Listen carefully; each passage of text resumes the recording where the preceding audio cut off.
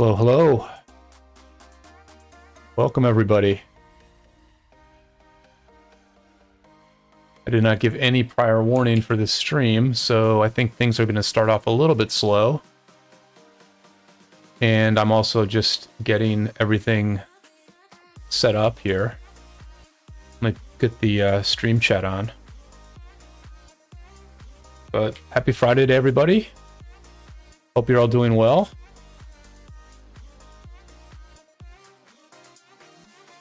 I was plugging my microphone in, and I dropped my my router on the floor. The power button came out of the router, and my keyboard got disconnected from my desktop PC. And for some completely bizarre reason, that has caused my PC to be buzzing and humming. But I tested the audio settings, and I don't think any of you can hear that. I can hear it, but hopefully I'll just get used to it. Like I used to get used to cars whizzing down the road when I lived very close to a busy street.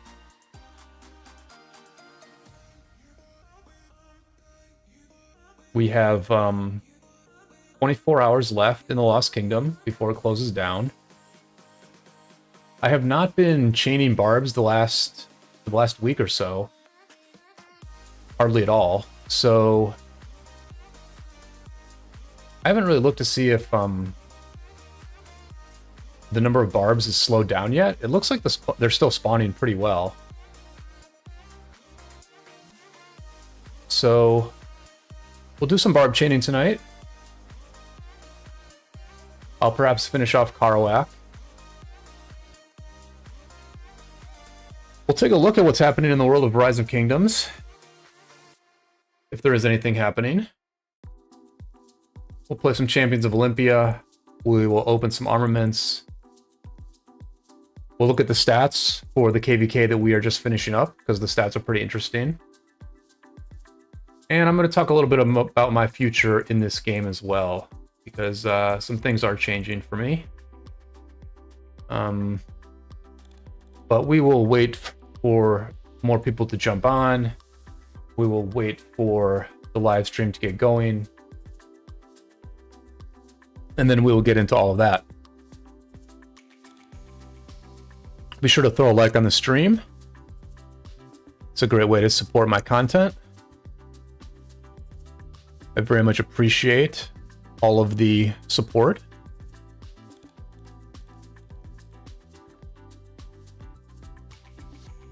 And yeah, I'm just trying to keep this Friday night tradition going of doing this live stream. Because as much as things change in your life, or as things change in your life, you do sort of realize what's important to you. Even if you can't give it as much time. And although I might not be able to give this YouTube channel quite as much time as I have in the past, I do realize that it's important to me. I enjoy connecting with people on these live streams, and I enjoy being creative in the videos and, you know, telling the story of what I do in this game and what our kingdom does in the game. All right, let me take a couple of pieces of equipment off the Zoog so he doesn't kill things quite as quickly when he is chaining barbs.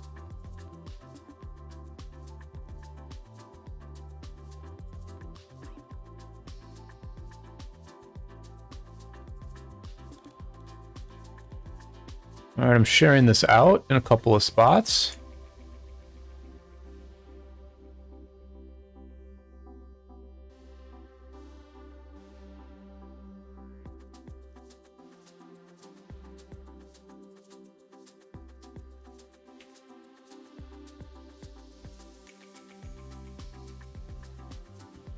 Oh, it looks like my thumbnail is not correct.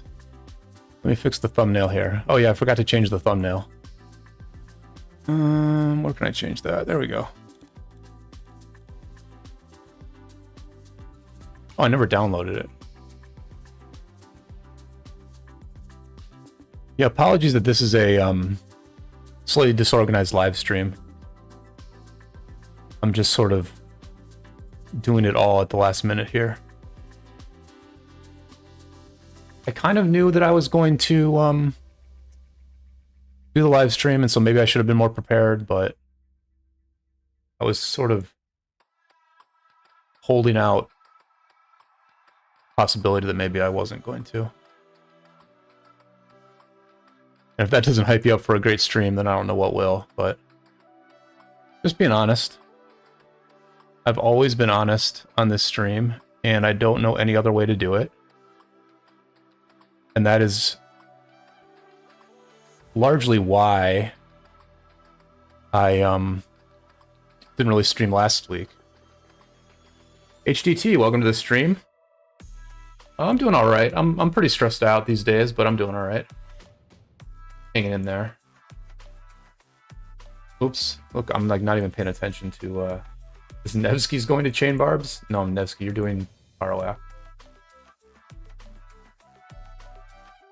I think I have a tendency to be very hard on myself. And so I haven't really done anything wrong. There's some changes happening with work, but it's not anything I did wrong. And I just like beat myself up for things that I have no control over sometimes. Like, you know, we're finishing up this KvK, we lost. But I worked very hard in the KvK, I played pretty well. And yet I beat myself up for it anyway. I think you could hear it on recent streams that I was beating myself up for it.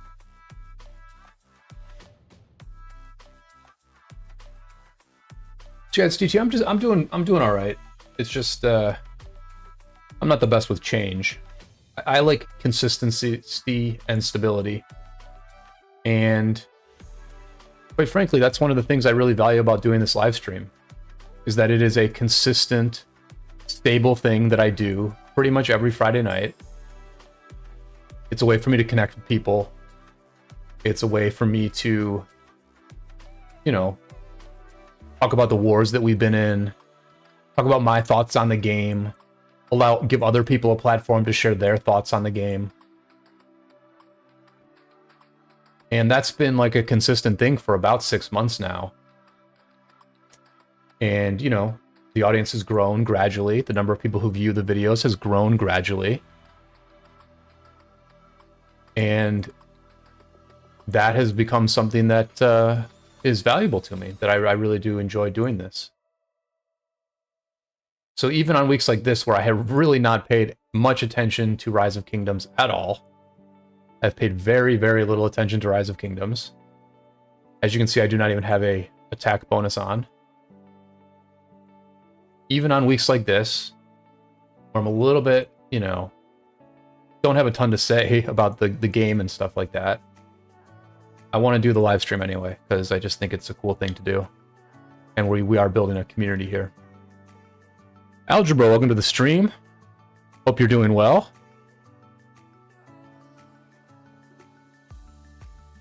I hope this sounds okay.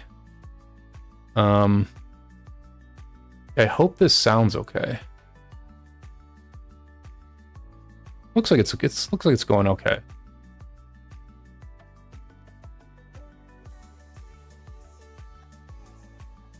So yeah,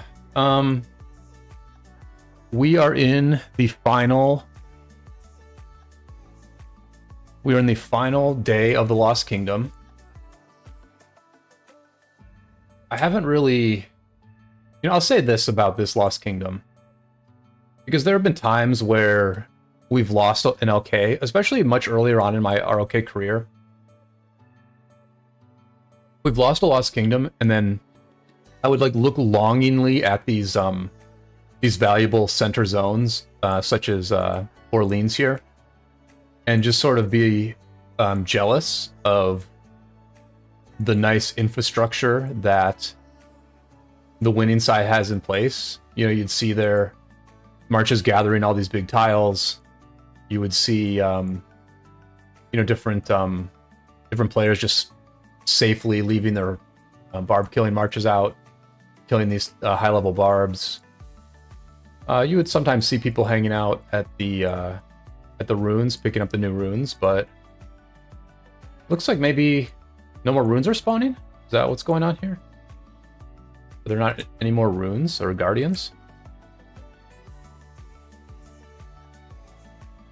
Yeah, it looks like there's no more guardians in the Lost Kingdom, so no, there's no like chill group in the center, just waiting for the next ready to grab the next rune. But anyway, I would look jealously at the center zone sometimes and be like, man, I wish that was us, you know. I wish we had that strength of being the group in the center of the map. But I have to say, I've not really done that at all in this in these last couple weeks. This is my first time even looking at the center. I didn't even quite look at how the map ended up being laid out here. Looks like they shared it, you know, somewhat evenly. Picardy got the most, Averni got the second most, and then Brittany got the least.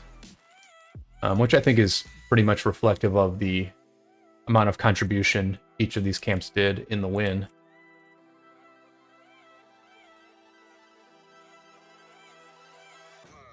Alright, HT confirms that I sound good. That is good. So we did get the we did get the stats for the KvK, and I will show you those. I was pretty happy with them, actually. Okay, so our stuff hasn't been updated yet. You know, our autarch has not been updated yet with our new units killed and units healed. The craziest thing, for sure, is that my kill and heal stats are basically identical in this KvK as they were in the last one. So here is, I guess I'll show you this KvK first, right? It is updated. Oh, does it only show the last KvK? Is that what it is? Does it only show? So okay, so here's what I did in this KvK. I did 69 billion kill points, or 69 billion units killed, and I healed 59 million units.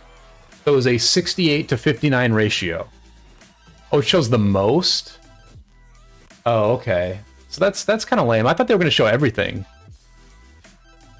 Oh, okay. I thought they were going to show much more savage stats than that, where they show your career units killed and your career units healed.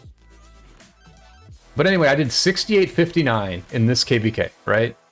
23-day war against some pretty tough opponents. I killed 69 billion, and I healed 59 billion. Now I would say that's pretty respectable, because I do use more tier 4 than almost all my opponents, and I'm very aggressive and I engage in all the tough fights. PJ, welcome to the stream. Good morning to you. And then, so okay, it was 69-59 in the last KvK. Let me show you what it was in the previous KvK. This was back in this was in early July, actually. In the last KvK, I did 60 million kills. And I did 52, oh, it's a little different. And I did 52 million heals.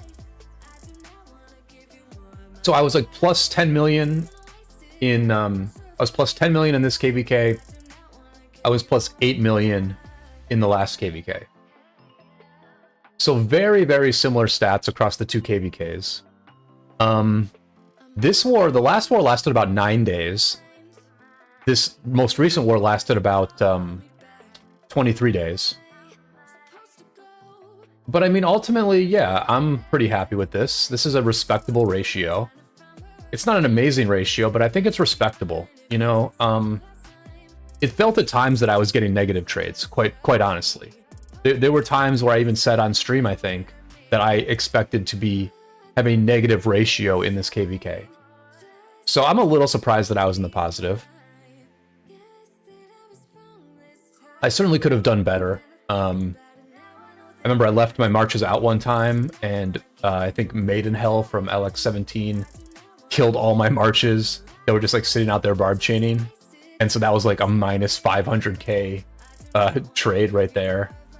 And you know, I would forget to put equipment on a couple times. I could have theory crafted my armaments a little bit better and had more wedge formation.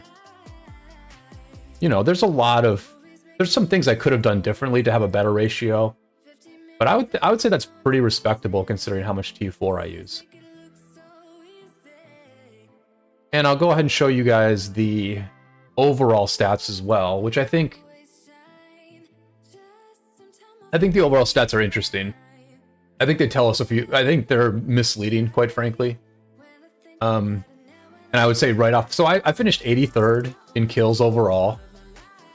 I'll show you how many people in the 770 were in the top 100. Benny was 15th. Essie was 35th. Grasshopper was 52nd. Whisper was 57th.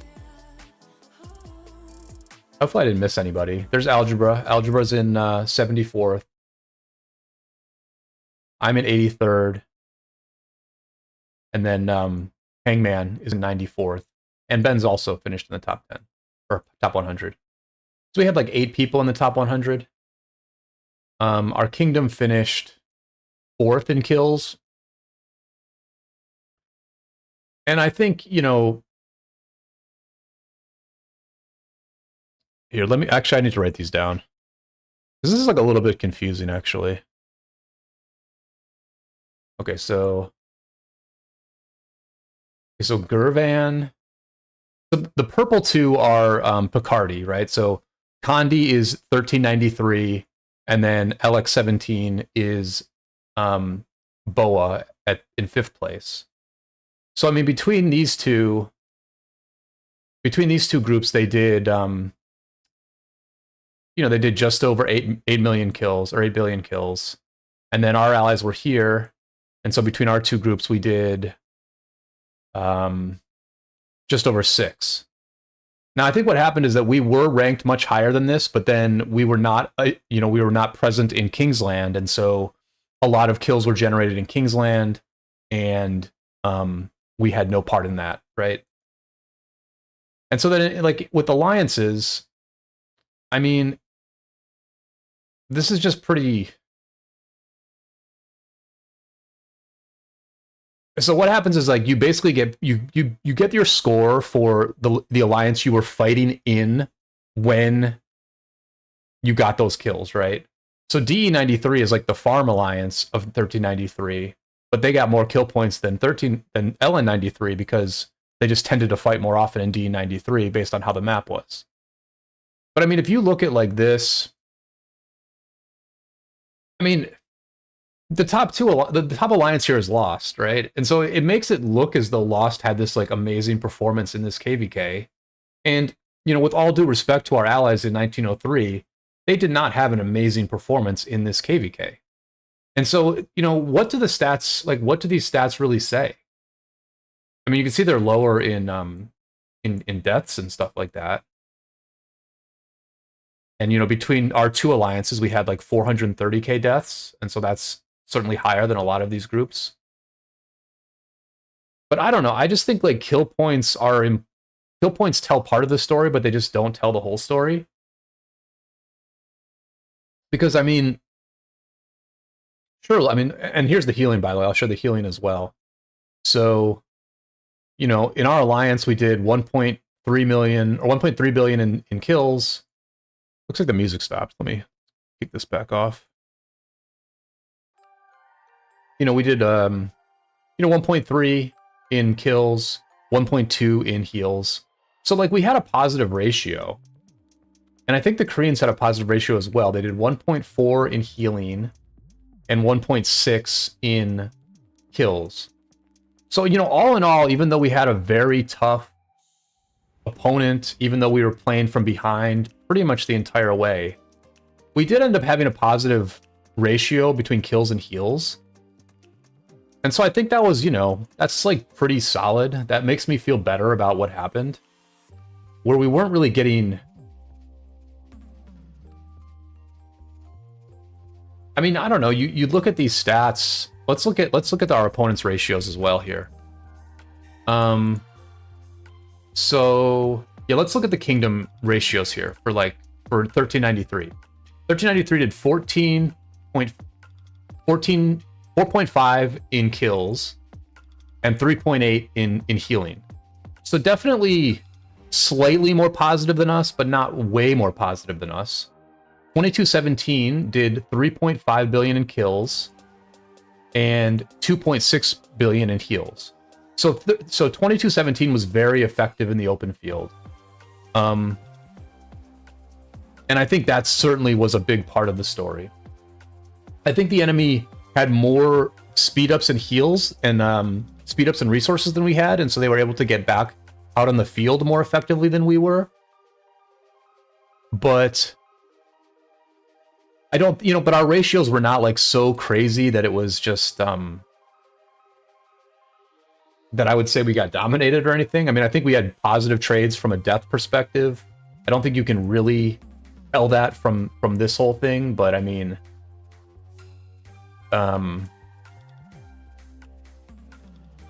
we did have more. I think we had more deads in the end than Picardy did by a slight bit.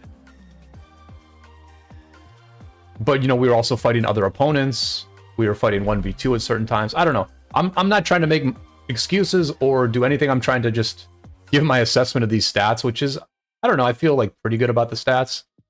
And certainly I feel good about my own. You need to look at the kingdom level ones, yeah.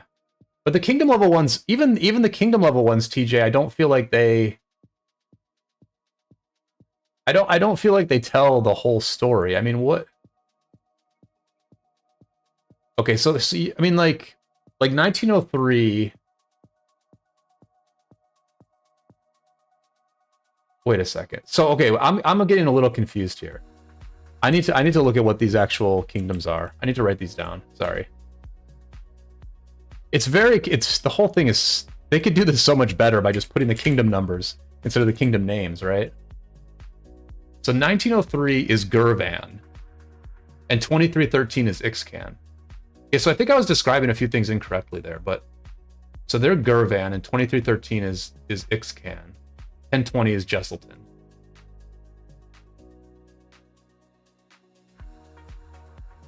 So I'm just looking at the so I'm looking at the kingdom. Gosh, I need to write these down. I already forget which one was which.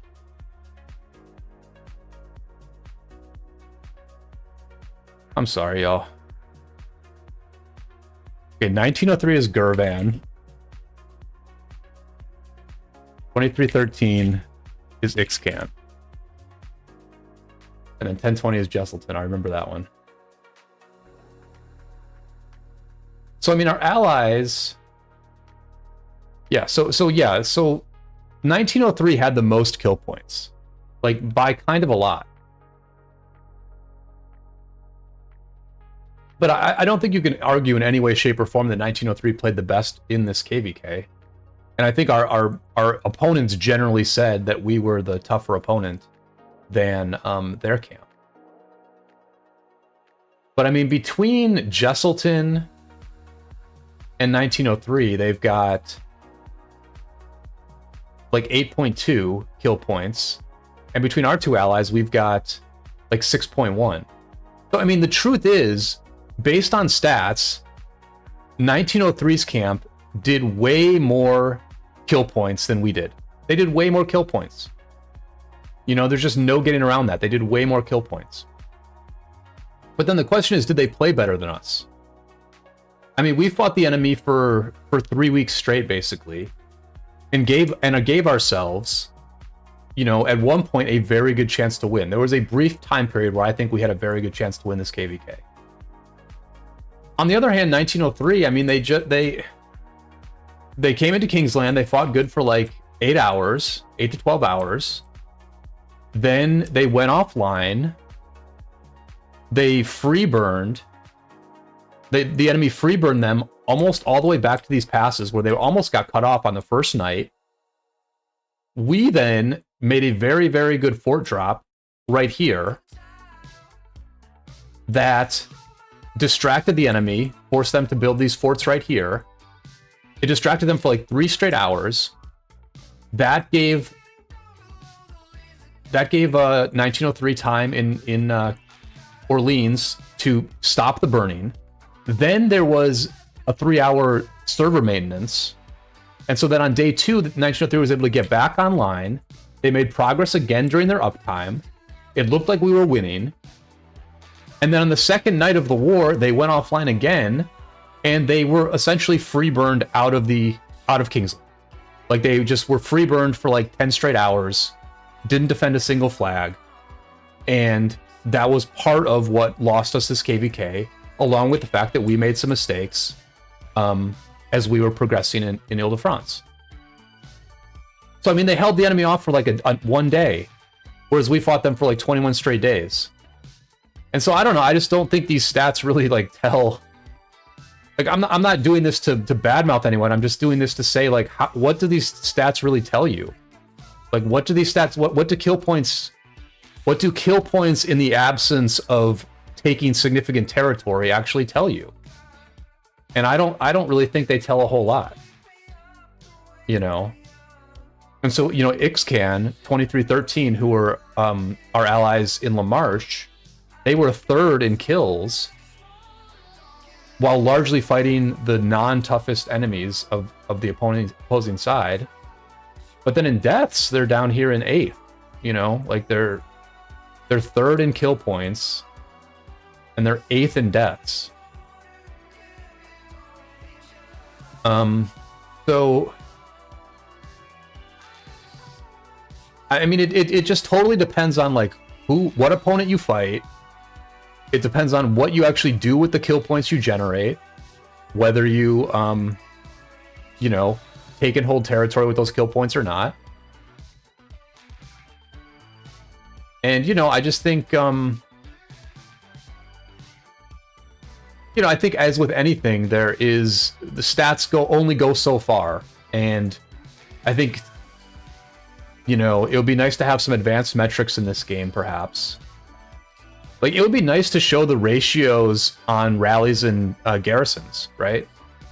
Like, show the percentage ratio of how your garrisons did against enemy rallies. Show the percentage of how your rallies did against enemy garrisons. Like in this KvK, maybe we got maybe our garrisons got like a 1.25 to 1 ratio against enemy rallies. Like I think those would be interesting things to see. And I think that would tell a bit more of the statistical story here. But I mean, but I do think these stats are pretty useful in certain things. I think like the kill points versus the healing is like really interesting. So like, let's look at Ixcan, right? They're at 4.2 billion kills. How many did they heal? They killed 3 billion. So they had like a pretty good ratio.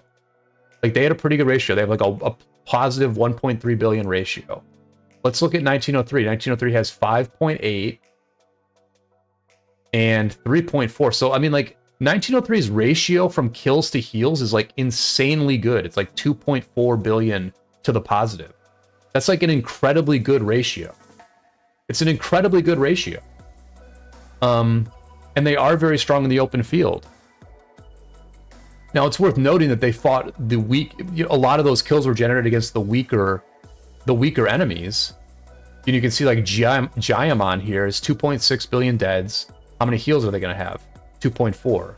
Baker has 2.3 billion kills. And so Baker was actually negative in the heals.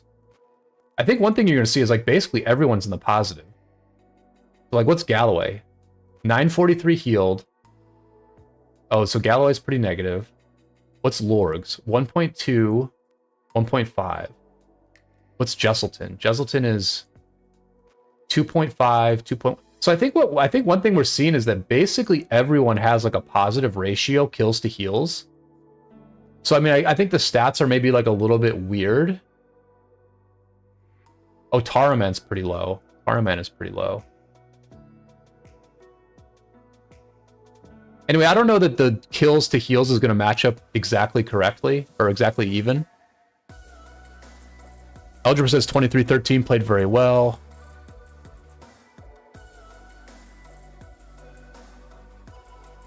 Anyway, I mean, the stats are interesting. The stats are certainly interesting. And it's definitely a very good addition to the game. But I just think, you know, I don't know, I was watching Hard Knocks the other night. You know, the latest season of Hard Knocks, which is like a show on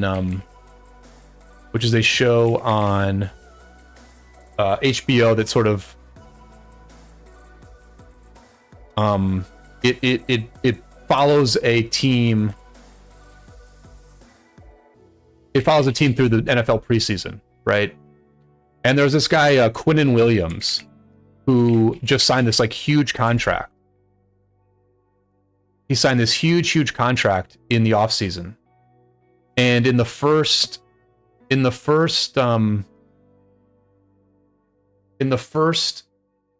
like preseason game, or the first preseason practice, Quinnen Williams was talking about how he got like 10 sacks or 10 tackles for a loss in that practice. And so I was like very curious, like, what is Quinnen Williams doing in the regular season? Like, what is he doing in the regular season? And what I found was that Quinnen Williams has like almost no sacks for the season so far. Right? He has 0 sacks. Quinnen Williams, this like one of the highest paid defensive ends in the league, has 0 sacks. So you would think that this is really bad. You would think he's having a bad season. But first of all, you can see that Pro Football Focus gives him a 90% grade, which is a very, very high grade. A very high grade. And then I was looking at some tweets about this guy, and this is like a very interesting stat right here. This is the New York Jets pressure rate in 2023. When this player Quinnen Williams is on the field, their pressure rate is 47.6%, which would rank first in the NFL. When Quinnen is off the field, they're at 35.4%, which would rank him 16th. So Quinnen's presence on the field changes the Jets' pass rush from an average to a league best caliber. Sack total does not equal impact. And this was just very interesting to me in the context of talking about Rise of Kingdom stats, in the context of looking at the stats for this KvK and sort of being like, okay, are these stats telling the correct story? Are they not telling the correct story? And it's like, for years and years in football, you know, since I was a kid growing up to all these years, and, you know, for basically like 25 years plus, probably longer, probably like 30 years. For 30 years, as far as I knew, you assessed a defensive player, especially a defensive end, by how many sacks they had.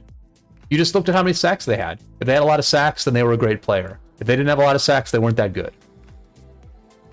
But like that is simply a flawed understanding of statistics.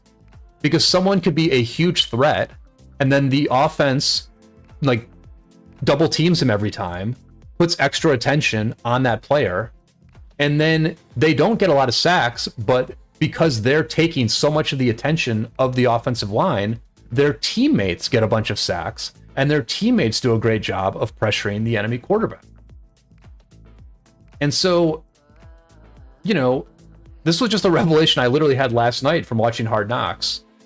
And I think, you know, statistics are both extremely useful and they don't tell the whole story. And I think people should simply be aware of that rather than you know, trot out their kill points as though that's the only thing that matters, you know, because it's just not. I mean, we all know people in our kingdoms who, you know, they just like, they avoid the tough fights. They engage in all the easy fights. They sit at a pass and do a bunch of pass fighting that's completely meaningless. And then they, at the end of the KvK, they have a bunch of kill points. And you're like, well, that person wasn't that valuable. Like, they were good. Like, it's cool that they're getting good trades and they're like wearing the enemy down, but they like never showed up for the tough fights. They didn't take a lot of deads. And so like, were they really that important? I mean, it kind of depends on the KvK, right? It depends on the KvK. Mappa says Dolphins are doing the in-season Hard Knocks. That's right. I forgot that there's an in-season Hard Knocks. Yeah, I'm gonna have to watch that for sure. That should be really interesting. I mean, certainly the Dolphins are an interesting team. Synod, welcome to the stream. Humbledeath says, hey, Brian, to have a negative ratio, you really need to get permanently demolished in the field and never use those cheeseburger marches. Yeah, I guess I don't see too many people with the negative ratio. But I mean, I wonder why that is. Like, why would that be the case that there would be a lack of people with a negative ratio? Is it because we're just not seeing the stats of the of like the super casual people, or what is it? I mean, obviously, with the amount that I spent on this KvK, which is I spent like $500, I should not be getting a negative ratio. But I mean, you know, I was fighting against like huge whales most of the time, so it kind of seemed like maybe I would. I don't know.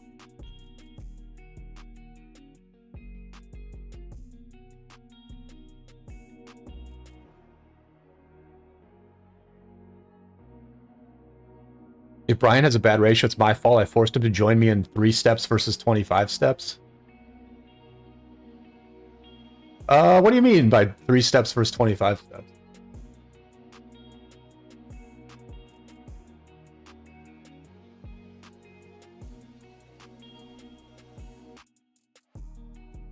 Meppa says huge whales get negative ratios. Is that true? Maybe some of them do. Maybe some of them do. Sorry guys, I'm like a little bit distracted because I placed a kind of big bet on a kind of random. Oh, this is close. This is so close. I'm rooting for the under in the Central Florida Miami college basketball game, and it's like really close. Oh, it's looking bad. It looks like I'm gonna lose this actually. Yeah, it looks like I'm gonna lose this one. Son of a gun. Well, how'd I do my other one? Oh, okay. So the other one came through. My first bet came through today, so that's good. So all right. We're doing all right. I got the Duquesne College of Charleston over, but the Central Florida Miami under is looking real sketch.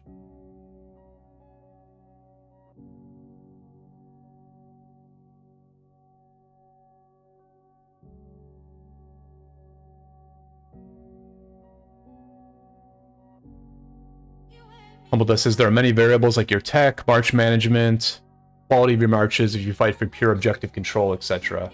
Yeah, I think there's just a ton of factors. I think that my tech was probably better in general than my average opponent. I think the quality of my marches was probably equal to my opponent's. Just because I do think that arch formation is not the way to do open field. I think having arch formation on all my marches definitely hurts. I mean, I think my march control is way above average, right? I think my march control is way above average. But, you know, it's like I fight in the front, right? If someone stands in the back, then they are inevitably going to get, like, way better trades.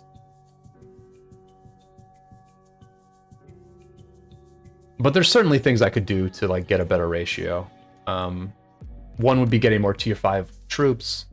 Another would be getting more wedge formation on my marches. And then I certainly want to continue to upgrade my marches. So I'm going to be building Huo next. Huo is going to be ready in the next KvK. And so then I'll have a Huo, probably a Huo William march, and then an XY Justinian march. So I'll pretty much have the 3 meta cav marches. Whereas I was using like, I think XY Minamoto in this most recent KvK, and Justinian William. And then after that, I will work on Lu Chi, and then upgrade the Guan Scipio to a Lu Chi Scipio. Or I'll just go to 2. I mean, I could go to 2 infantry marches and use like Lu Chi Gorgo or Gorgo Lu Chi, whichever one it is.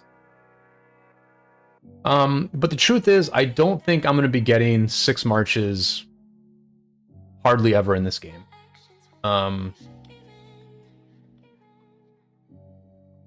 You know, to let you all know, and Sherry, welcome to the stream. To let you all know, I am going to be taking a bit of a step back in Rise of Kingdoms. A week ago, I did announce that I'm stepping down as a leader of the Handsome Devils. I will remain an officer in the Handsome Devils. I will continue to play in the Handsome Devils, but I am giving up all of the extra responsibility that I have in terms of war. You know, I am no longer going to be staying up all night leading things during war. I'm no longer going to be messaging my boss and saying, hey, we're at war in this game, can I have the day off? Or we're still at war in this game, can I have a light day of work for the 3rd day in a row? I'm no longer going to be spending $500 per KvK so I can be a garrison and rally leader. I'm just taking a very big step back in how committed I am to the game. And, you know, for the last 5 years, Rise of Kingdoms has in many ways been the most important thing in my life. I woke up every day thinking about Rise of Kingdoms. My routine was to grab some breakfast, make some coffee, sit on the couch, watch YouTube, and pretty much every single day, I would start with a Rise of Kingdoms video. I would watch Chiskel's video, or I'd watch someone else's Rise of Kingdoms video. And I pretty much started every day of my life consuming ROK content, thinking about ROK, and then jumping online and managing my own accounts. And I've had some changes at work that were announced at the beginning of November. Some things are going to change. I don't want to get into it too much just because I'm like a paranoid person, and I just want to be a little bit confidential about it at the moment. But some things have changed with work, and I basically have both more risk and more reward with my job, and so I have to take my job much more seriously than I have in the past. And I'm just not going to have the time and the energy to devote as much as I have devoted to Rise of Kingdoms over the last 5 years. And so I am, you know, taking a step back. And it's the kind of thing where, you know, sometimes there's these nights during war where you're like, okay, if I log off right now, we're not going to have any organization.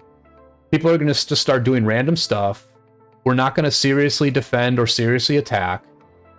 You know, there's some nights where you have like a pretty easy way to progress, and you just need someone to like build flags and like put a garrison in the next flag and like keep progressing your territory, domination. And like there have been times where I'm like, okay, if I go and work right now, nothing's gonna get done. But if I stay online and lead this stuff, things will get done, and our chances of winning this war will increase. And you know, there are other people who do that. I'm not the only one who does that, but I am one of the people who does that stuff. And it has improved our chances of winning. I think it may have won some wars that we otherwise would have lost. I think there were things I did during our last Strife of the Eight where we had like a comeback victory in Strife of the Eight, where if I had not done those things, if I had not stayed up certain nights, if I had not healed certain forts that were burning, I think maybe we would have lost that KvK, right? But those things come at a sacrifice. They come at a real sacrifice. And for some people, that's their family. Like some people, neglect their family because they're too involved in this game. Other people neglect their work because they're too involved in this game. And other people sort of neglect their career because they're too involved in this game. And I think I've neglected my career over the last 5 years. I haven't really, I have not progressed my career as I should have in order to give myself a bit more job security. And I'm not going to get into what I do for a living or anything. I've mentioned it before, but I'm just not going to mention it today because, like I said, some things are in flux. But I just have to get more serious about that stuff. I have to get more serious about those things. And I have an opportunity. I have a real good opportunity in front of me. And so, yeah, I'm taking a step back from this game. And, it's it's sort of painful to do because, like, I hate hurting our chances. I really hate hurting our chances, and I know that I bring some real value and make the game more fun for people. But I know what I'm doing is the right thing, and it's something that's been kind of building up for a while. Cherry, I don't know if I said hi, but Cherry, welcome to the stream. Happy Friday, and Paco, welcome to the stream as well.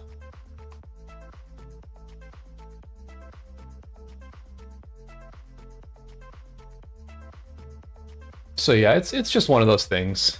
I know I'm doing the right thing, and I feel it's been like about a week, and so I actually feel kind of good about it because I just know it's the right thing. It's painful to do, but I just know it's the right thing. So I mean, like, I haven't really been chaining barbs, right? I still have like a ton of AP left. I have a bunch of AP that in past KvKs I would have used all this AP, and I probably would have live streamed it once or twice, so I would have given you all more content as well. I've used all this AP. I would have been effective with the AP, but you know what? I just focused on some other stuff here, and sometimes you have to do that in life. Sometimes you have to do that in life, and I should. And it's time that I also spend less on the game as well, right? Spending $2,000 a year on this game for someone in my position. I mean, I could do it. Like, I was able to do it just fine. I don't have any debt or anything like that. I live a very modest life other than this game. And, if you are a single person who lives like a very modest life, who, basically cooks all your meals at home and, doesn't pay too much in rent or doesn't pay too much in mortgage and, doesn't do a lot of extra stuff in their life, you can live a very modest life. And you can then afford games like this.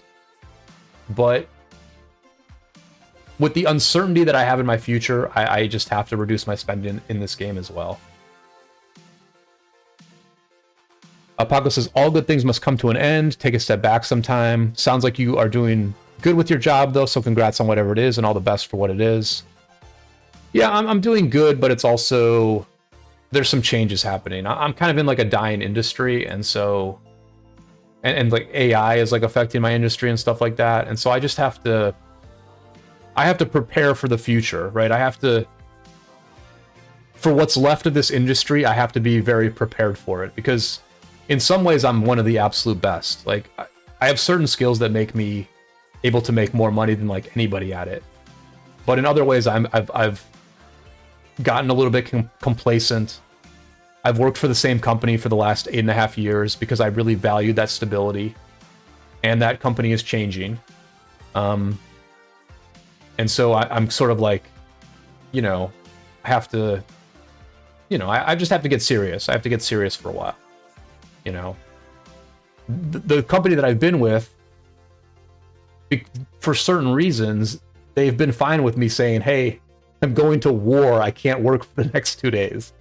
But I mean, that's just because I've been there so long and our relationship is very secure. But other people might not be so cool with that. And as I have added responsibilities, my clients will not be cool with that either, So I just can't commit to I can't commit to being online for long stretches during war. I can't commit to being on during pass openings. And I can't have a crazy sleep schedule anymore either. I'm gonna have to have a very very stable, normal sleep schedule instead of the completely crazy late nights schedule that I've had for basically the last 8 years. Cherry says, happy to hear that you're focused on what you need to, and the game will always be here. Tig Switch says, sometimes it's best to step back a little to improve yourself, even if you don't want to. Yeah, tag switch. I mean, that's really what it comes down to. And you know, I've gone through some. You know, I've made plenty of mistakes in my professional life. You know, I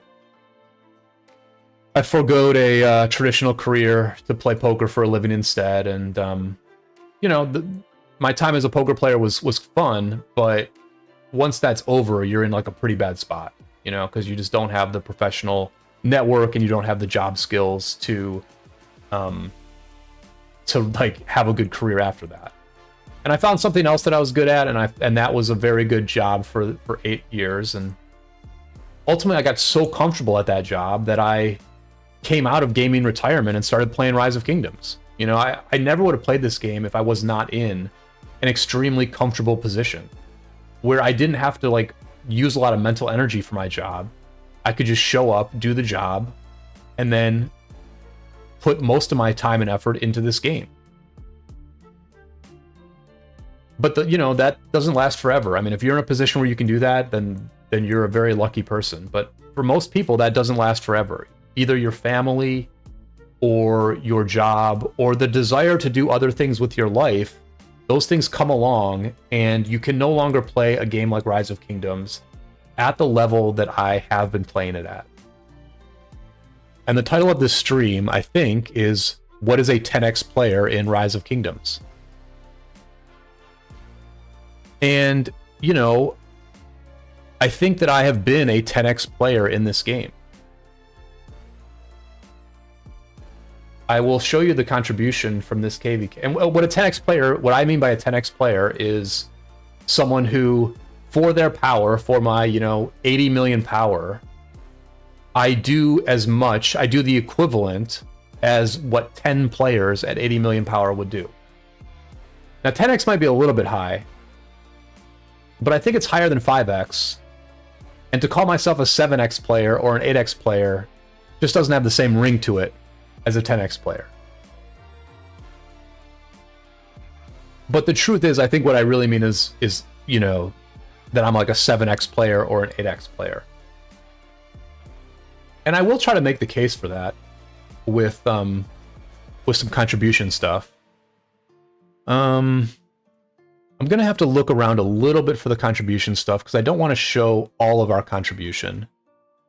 So I'm just going to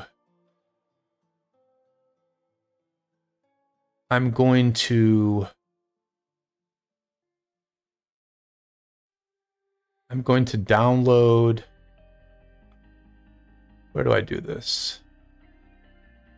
I'm going to download our contribution, and then I'm going to make a screenshot of the parts that I want to show you.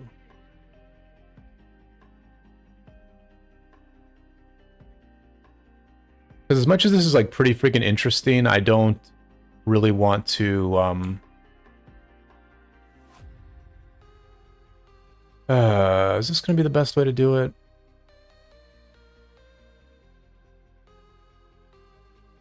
That's a little bit better.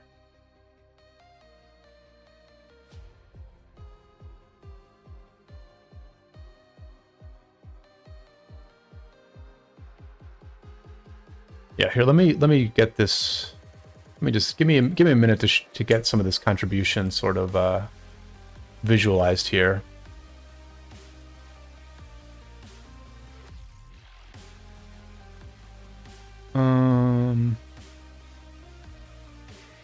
Okay, this will work. This will work.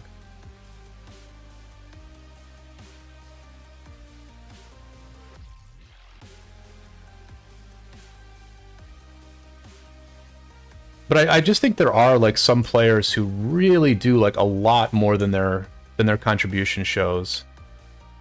And those players are kind of amazing because they're only, you know, giving the they're only giving the matchmaking rating of one player, but they're giving the output of, you know, 3, 4, 5, 6, 7 players. So I'm just going to show you the top. This is the top of our contribution for this KvK.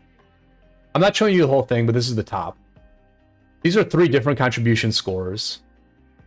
But You know, so Grasshopper's in first, Benny's in second, Eli's in third, I'm in fourth. Algebra's a little bit lower. Based on a different score, Kingdom score, Algebra's actually in fifth and I'm in sixth. But we're just going to go by contribution here, because contribution, it sort of it brings in farms, like it brings in your farm use. Like, so if you use a lot of farms, if you have a lot of farms and you use them well, then that factors into this score in blue, and then your deads are valued rather highly on this blue score. On the yellow score, deads and farms are factored in less. But we're just gonna use the contribution score because this is what we're using for Mightiest Governor, right? So I did 382 million contribution score. And if I just scroll down through this contribution and I find someone like Japarl, for example, who Japarl has about the same power as I have. We pretty much have the same amount of power. Yeah. So Japarl and I have basically the same amount of power. His max has been 95 million, but he probably lives around 85 million, just like me. Japarl finished 120th in our kingdom, which is respectable. And Japarl did 56 million in contribution. So I did, I mean, just on contribution alone, I did 7 times more contribution than the 120th placed player in our kingdom, who is not going to be paying a fine, or I don't think they're going to be paying a fine, and is like a very just solid middle of the road player in our kingdom. Just for that person alone, I'm doing 7x more in contribution alone. And even if you go to the player who is in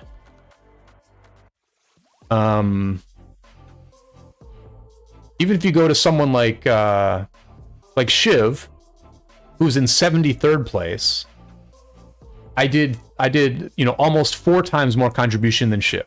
And Shiv's like a slam dunk, you know, slam dunk valuable player in our kingdom. He's never paid a fine. He probably never will pay a fine. He's just like a solid contributor that any like normal kingdom, any non-Imperium kingdom would be very happy to have. And so I'm doing like 4x more than Shiv just on contribution, like technical contribution. And that doesn't factor in the stuff I'm doing with like other farms that are not being counted in my contribution. It's not factoring in the fact that I'm a garrison captain. It's not factoring in the fact that I'm a, you know, active leader during war, where, you know, I think there are probably some leaders in this game who make everyone, I mean, I would say maybe the best leader in this game might make all the players around them like twice as good. Like they might make their contribution twice as worthwhile. I think I'm maybe more of like a 1.5x leader or like a 1.3x type of leader. But again, I'm boosting everyone's contribution around me because I'm keeping people on point. I'm keeping them focused on actual objectives. I'm keeping them engaged rather than logging off or, you know, going back to the start zone and sending out their gatherers. You know, as a leader, I'm keeping people engaged, keeping them fighting. And so I'm doing 4 to 7x more contribution just as a player. Plus there's stuff that's not getting counted. And then I'm also doing significantly more contribution as a leader that boosts my contribution with that as well. So, I mean, I think you could easily argue that a player like myself is worth... Oh, Mappa, are you not on there? I thought you were on there. Yeah, Mappa's on here. So, I mean, you can see that there's like other players who are certainly like 4x or 5x players, right? I mean, like we can take algebra because algebra is like a pretty simple case. I mean, Nolar's like a more complicated case because Nolar has like a lot of contribution and Nolar does leadership stuff as well. But we can take algebra, he's not an officer and he didn't really have a lot of farms. So with algebra, he did, you know, he did like 3 times more contribution than Shiv. And he did about 4 times more, 4.5 times more kingdom score than Shiv, right? And so, you know, it's like So like even algebra is something like, just on stats alone, algebra is something like a, well, so let's say he's a 3x player from Shiv, versus Japarl, he's more like a 6x player. So algebra is probably like a 4x player just on stats, but algebra also was one of our main garrison captains, and algebra also was on voice chat a lot, keeping the vibes up, keeping activity up, and also making a lot of, he made some very good points from a leadership perspective. He would assess, at times he would assess like when we had a victory in the current open field fight, and he would kind of implore people to stay aggressive and win this very winnable fight. So there are plenty of like 4x 5x players in our kingdom, in our alliance, but I do think that with my sort of stepping back, I think I'm going to step back to being like a 4x player. I'll probably be like a 4x player. I will do some leadership. I will use my farms sometimes. I don't think I will use other farms anywhere near as much as I did in this KvK. And, I'll also do very good contribution. I'll probably do like 2 to 3x just in contribution alone. So, I think, I think it's tough, right? I think when you lose a 10x player, it definitely hurts, right? I think it hurts an alliance when you lose a 10x player. We've certainly lost like 7x players before, We've lost some pretty big players before, and you feel their absence right away. And so I think that there's going to come a time in a future war where I'm just not going to be around. I'm going to be busy working. I'm going to have to mute the Discord because I'm not going to want to hear people talking about stuff, because it's going to be so painful to be like, I know I could help right now. I know I could freaking help, but I just can't. I have to work, or I have to go to sleep,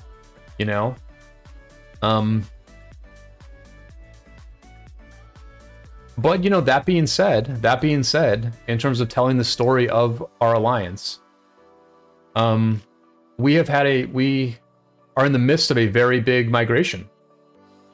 The group that we were with, 2263, they have a core group that is migrating and joining the Handsome Devils. Let me get the exact numbers of how many are migrating here. And many of them have migrated already. Yeah, 27 people from 2263 are joining, including their king, Uni, where I do think that Uni was a 10x player in this KvK as well. I don't know if Uni's migrated already. I guess I could figure this out a different way, huh?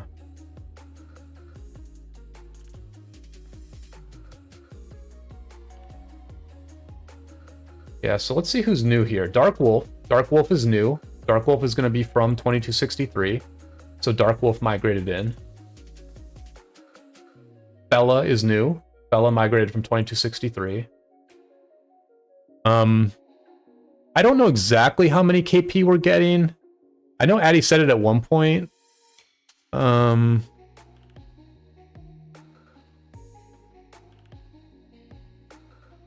The number I have in my mind is that we're getting 512 million KP, but that seems like really high. But anyway, we're getting a very major migration in. And so, and like Hunters from 2250, 2263. And their main, their most effective whale in this KvK, Froppy, he's migrating. I'll show you guys their stats on the so El Rey Muerto, or Ray 3 Muerto, who finished 5th in kill points, is going to migrate to our kingdom. And Uni, who finished 19th in kill points and was the R5 of Your D, Uni is also migrating to the Handsome Devils. And a bunch of other people are migrating as well. But I guess the interesting point to make about these 10x players is that, so, if you lose like the thing is, if you lose a 10x player, that means you're losing someone who is doing the productivity of 10 people of their power level, right? And of their matchmaking, of the matchmaking impact they have. So essentially, by losing, you know, and people get excited when you bring in a group of like 8 or bring in a group of 10 80 million power players with like decent KP. Like it's not you know, the greatest thing in the world to bring in 10 80 million power players with decent KP, but it's nice. It's like, so in some cases, for many kingdoms, that's like a good off-season recruiting class for them. And if you lose one 10x player at 80 million power, it's the equivalent of losing 10 average players at that power. And so to replace them, you have to bring in 800 million power. You know, you have to bring in 800 million power to replace that 80 million power. And so, you know, it's doable. You can do it. You can have the same strength as an army, but it's also going to increase your power. It's going to increase your matchmaking rating, and you're going to face, you know, tougher and bigger armies in the future. And so that's what the Handsome Devils are going through right now. I think we're going to be more powerful from a raw power perspective. From a kill point perspective and a alliance power perspective, we're going to be more powerful than we were in the past. But we may not be as lean as we were when someone like me was playing at a 10x level. Rolf, welcome to the stream. And he says 500 million deads, 80 billion KP. Mostly native 2263, but what's more important than the numbers that they're all good people, all cooperative, and all team players. Yeah, that's very true. That is very true. Because we've now had two big migrations now of other groups. The group from 1252 came in a couple KvKs ago, and now 2263 is coming in. And, you know, the thing with 1252 is that and by the way, I'll just point out, there's a number of players here from 1252 in the top 15 in contribution.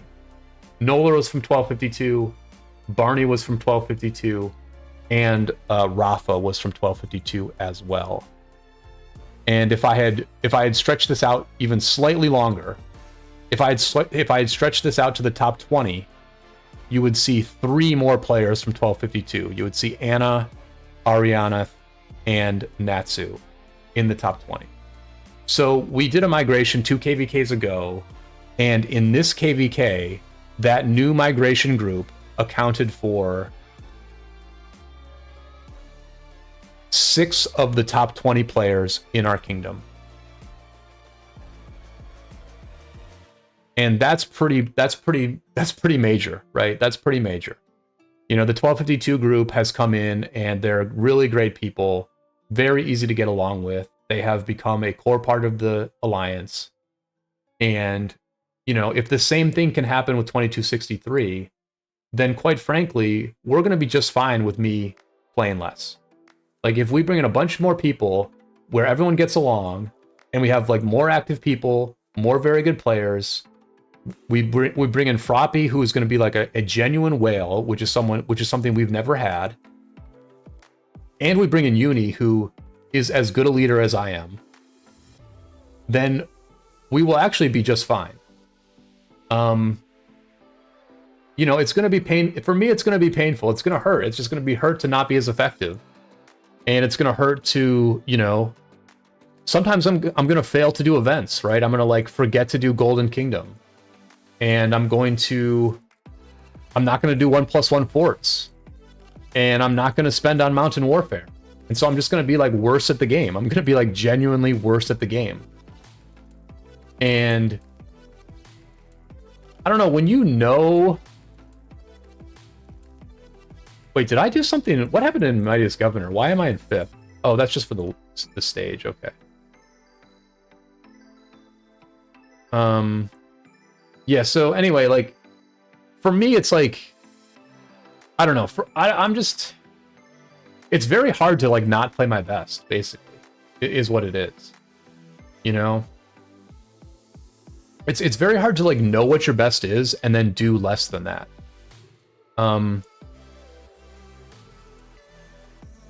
You know, especially coming from like a poker background where like the whole point of poker is that you play your best all the time, and then over the long run, by playing your best, you have way better results than if you played less than your best. And inevitably, you don't play your best in poker. You make mistakes. Sometimes you're not that focused. You know, sometimes you drink too much. Sometimes you misclick, or like, you know, aren't paying attention to what's happening, what other people at the table are doing. Sometimes you get impatient. Sometimes you get overly curious. You make mistakes in poker all the time, just as you make mistakes in Rise of Kingdoms all the time. But I've like trained my mind for many, many years to like play my absolute best at things. And so I'm going to have to intentionally play less than my best at Rise of Kingdoms. And that's going to be a pretty weird thing to do. And quite frankly, I'm going to have to do less than my best as a content creator as well, because I'm not going to be paying uber close attention to this game. And I'm not going to be like playing on the cutting edge of this game. And so quite frankly, I'm going to have less to say about it. And I hope I will continue to be able to do live streams every week and have things to say about the game. But I don't know that that's going to be the case. I unfortunately do not know if that's going to be the case. Because I think there's a certain credibility and a certain confidence that comes with being on the bleeding edge that I'm not going to fake when I'm not on the bleeding edge. Like, I'm just not going to fake it. If someone like Bunny, you know, if some other player like Bunny were to retire, if someone like, you know, one of the main leaders of 1093, let's pretend that we knew one of the main leaders of 1903 a little bit better, like maybe Mike Hawk or something like that, right? If they were to retire and really say a lot of things about their experience in this game, I would respond to it, but I don't think I would respond to it in the same way that I responded to Bunny's retirement, which is that I just spoke very openly about leadership at Bunny's level. I spoke about leadership at my level, and I think I had one of the better conversations about that whole story because of the fact that I could just speak very genuinely about what it's like to be a leader in this game on the bleeding edge. And if I'm no longer a leader on the bleeding edge, then I'm not going to talk as though I am one. Addy says that he thinks our Kingdom Power will go down. That's possible. Mappa says he does Golden Kingdom with 4 marches to make it easier and faster. Well, that's a pretty good flex, Mappa, actually. Wait, why is that faster, though? Does it make the map easier or something like that? ROK support asked Addy why he's been playing less the other day. Little do they know it's because I'm spending all my ROK time on ROK on Excel and Discord. That's pretty wild. Yeah, the truth is that I have not done a lot of stuff in the off season for a while now. Addy does most of the work in the off season. There are other people who do work in the off season, like Idan does work, Luthien does work, Sun does work. Eli does work in recruiting, but I pretty much just I lead one of our ARC teams and I write the occasional email and it tries to like get people on the right track. And so I've not been like leading a ton for a while now, but it's like during war I do a ton of stuff and I just can't be that guy anymore. Yeah, I mean, I think we'll be okay, honestly. It was painful to step back, but I couldn't have picked a better time for it. I literally could not have picked a better time because we're going to be taking a pretty big break before our next war. And, you know, we have a very high quality leader in Uni coming in who, you know, he can fill my shoes. Like, he just absolutely can fill my shoes. He does certain things better than I do. I do certain things better than him. So it's going to be different. But I think in the end, it's kind of a wash between the two of us. So, I mean, yeah, you know, it's, I think it's all going to work out fine, but I just don't like change at all. I do not like change.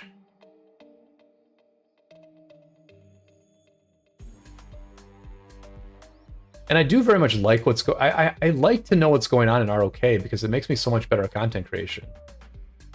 And I just have no clue what's happening. I'm gonna be honest. I mean, I saw that there was a new, I saw that there was a new KvK format coming up, which looks interesting.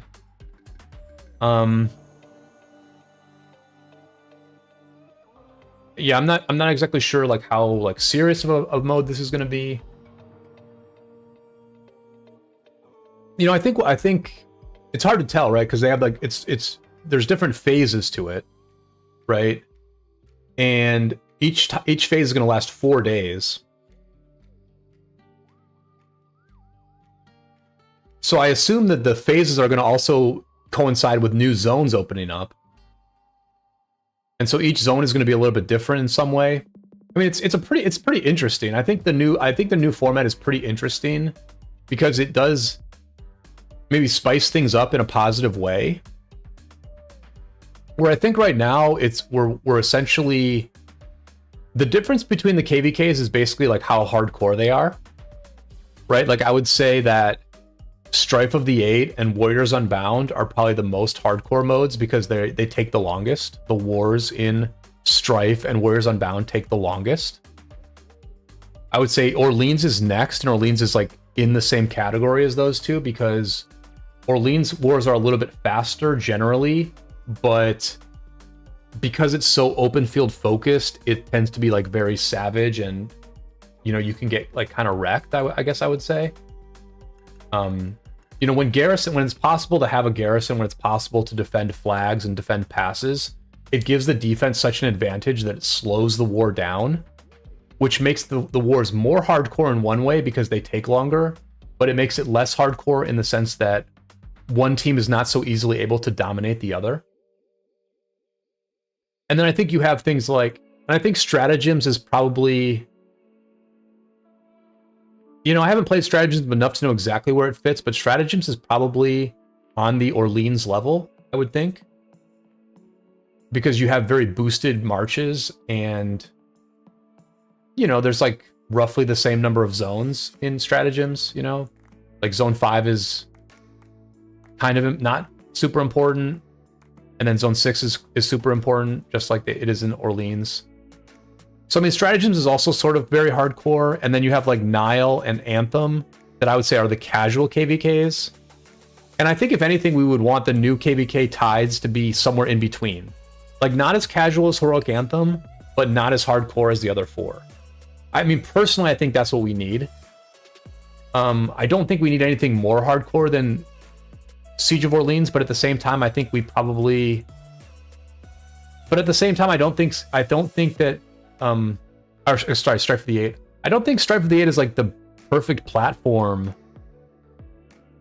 for this game either at a high level. Like, looking back on the 1960 KvK, do we think that Strife of the Eight was the right map for that? Like, did it showcase the game as well as possible?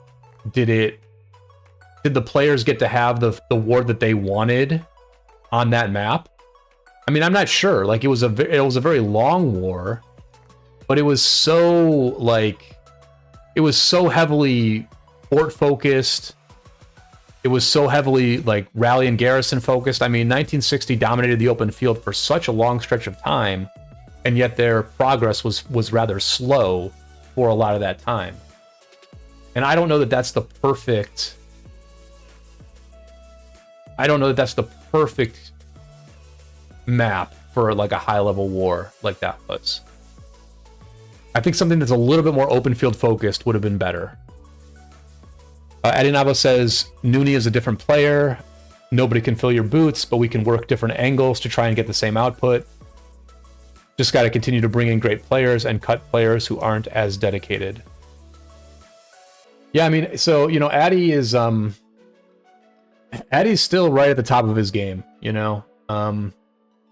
And Addy's the reason that I stuck around as a leader for as long as I did, because he was he was doing more than me, and he was the better leader than me, and so I was able to do what I do only because Addy was around. And so, you know, from what Addy's saying in my chat, it sounds like he has the right idea about how to keep clicking. You just, you know, work different angles to get the same output, and you just keep doing the fundamentals of bringing in great players and cutting the less dedicated ones. I mean, that's the name of the game for everybody here. That's the name of the game for every kingdom. You have to just keep recruiting. You have to say goodbye to the players who are no longer being serious. But Eddie, I would say, like, we can always debate how hardcore we need to be, right? Like, we don't have to be super hardcore. We can play... You know, we can play... There may be a lot of people who enjoy the more casual KvKs. There may be players who enjoy the easier wins. And so we can always be mindful of that and like, factor that in. I don't know. We can always think about, like, becoming a little bit less serious, right? I mean, I think if our goal in this game is to, like, keep this group together for a very long period of time, then... we can acknowledge the reality that we can drop down, right? There's a way for us to keep playing this game in a way that's very interesting, that's in a way that's very competitive, but we just, like, drop it down, like, a little bit. I mean, we could go up a little bit. Like, it's possible we could go up a little bit, but it's also possible we could go down. We could stay where we are. Like, all those things are possible.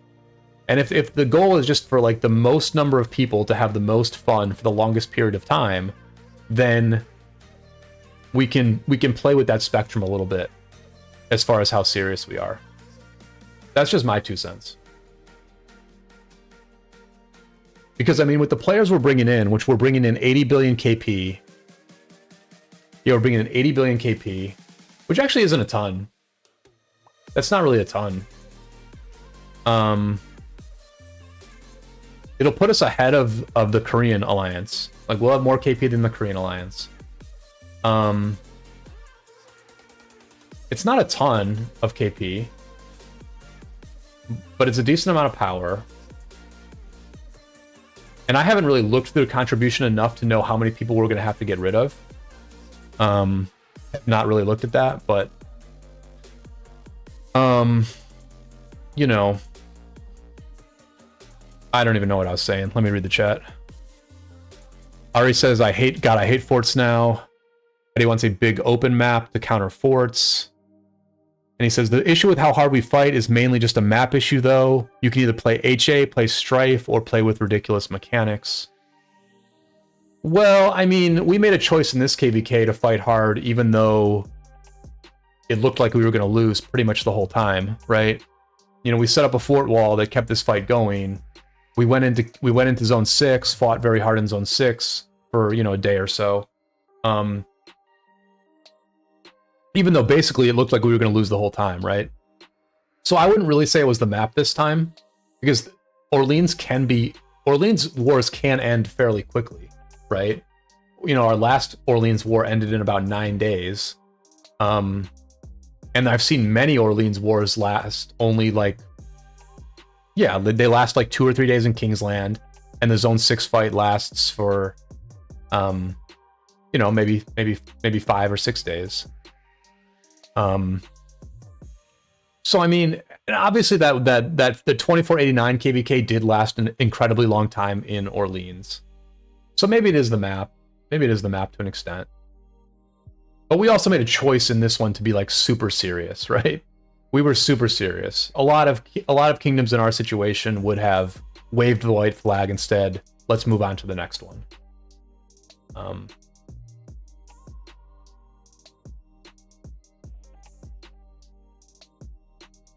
Mappa says ridiculous mechanics. Is that in reference to desert? Because I want to do it. I mean, Tides might have ridiculous mechanics too. Like, the Tides map is just a complete question mark about what it's going to be like, whether it's going to be any good at all. I mean, I think phases are basically a good idea, because it's if it's a bad mechanic, then, like, people just won't participate in that section, and so then therefore, you know, maybe you don't like a certain tide, and so then you don't really participate in that tide. Your team loses that zone. It's not the end of the world type of thing. By the way, I will say that I'm very glad that they got rid of the fog in Heroic Anthem.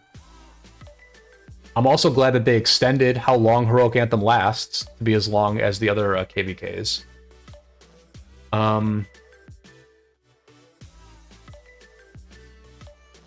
And I think that I think the Orleans changes are good as well, where they're increasing the number of writs to 10,000. That's definitely a good thing. I think it's good that they're making the barbed forts look more recognizable, because the mots look like really, they're easy to miss. Not a ton of changes with Siege of Orleans, but positive ones. Positive changes with Heroic Anthem. You know, so there are some good things about the game for sure. And I think it's interesting that the new equipment, like the new equipment still hasn't come out, right? Like the new equipment still hasn't come out, right? So they're obviously maybe tweaking the new equipment. They're trying to figure out exactly where they want to go with it. I can't imagine they're spending all this time tweaking the new equipment to make it more powerful. It's hard for me to believe they're making it more powerful with this delay. That is always possible.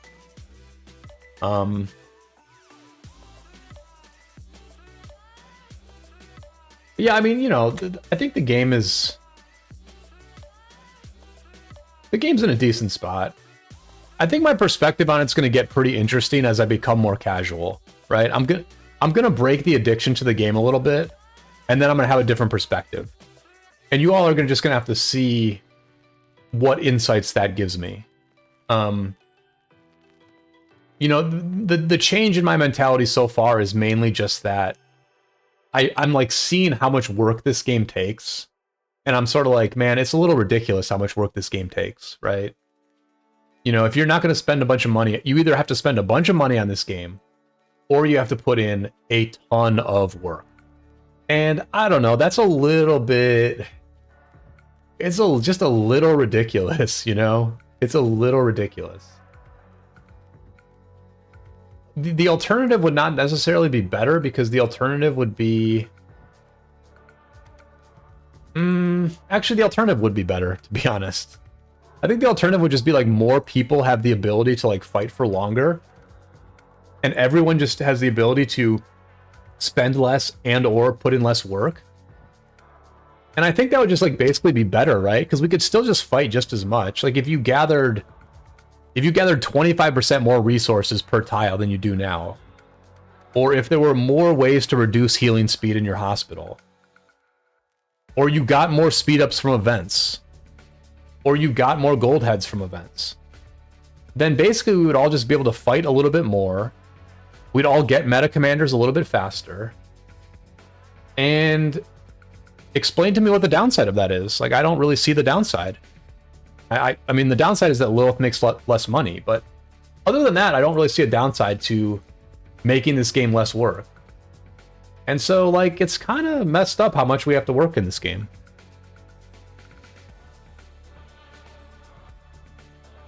Adenau says, Siege of Orleans is horrendous. You have to build forts to counter swarm meta, and you lose half your marches with auxiliary being released.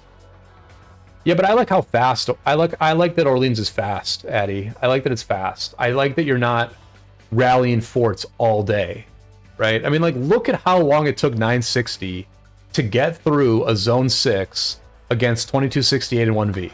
Like, look at how... They went for... What did they do? They fought for 2 weeks straight, and they took, like, one of the passes. You know, they fought for 2 weeks straight, and they conquered, like, a third of the zone, maybe? That's just way too slow. Like, in my opinion, that's way too slow. I have no desire to fight in the same zone for 2 weeks straight. Okay? At least in this war, we moved around a little bit. And, you know, quite frankly, the enemy could have maybe ended it faster by booting us out of Champagne. Our fort wall still exists, by the way. Our fort wall still exists here. So, you know, I would, you know, We probably could have been hitting this altar at various times, which I'm sure some people did, but I've just been a little bit disengaged.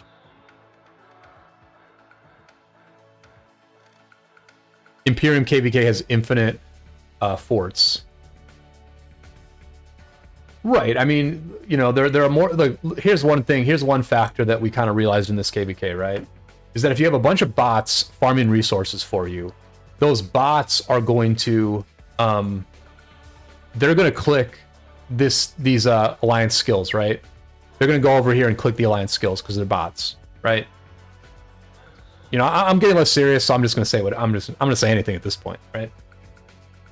So, but like human farmers, human resource farmers, they don't click this. They don't click these 20. They're trying to go from one account to another as quickly as they possibly can because they're human beings making a very meager living, you know, trying to provide resources in this game, right? More power to them, right? They're human beings gathering resources. They're essentially playing within the rules 100%, as far as I know, right? Human beings don't click the alliance resource stuff, and so you don't build up alliance gold credits.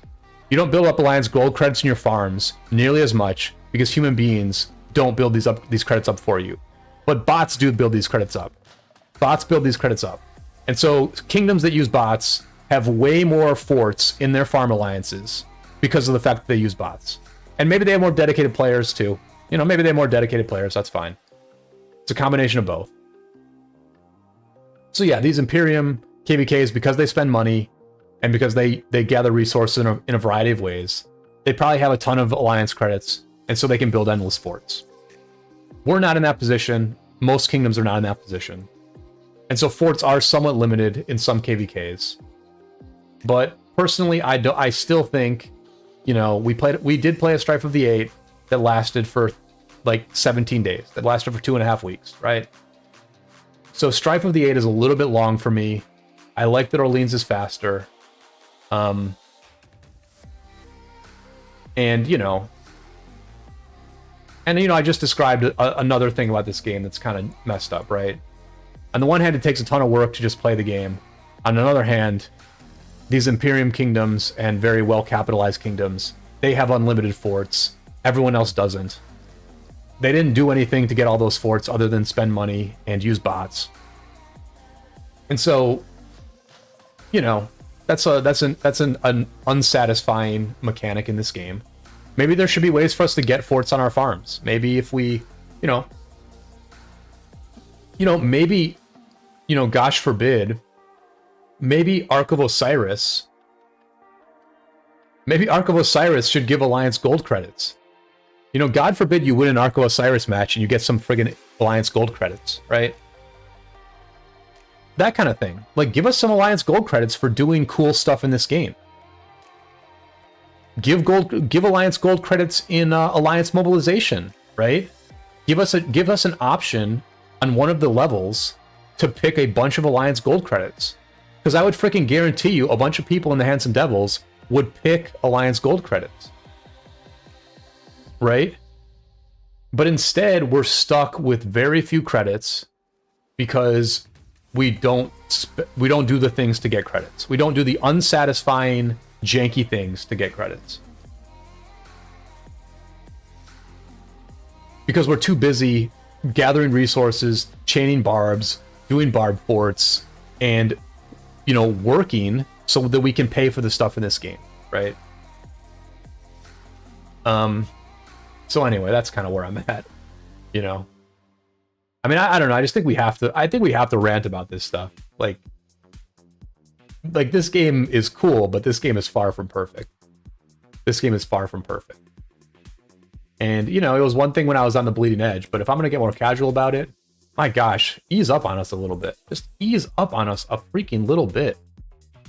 Don't make it where a person like me has to literally start a freaking YouTube channel because I want to make a little bit of extra money to pay for my spending in this game. Like, that is crazy.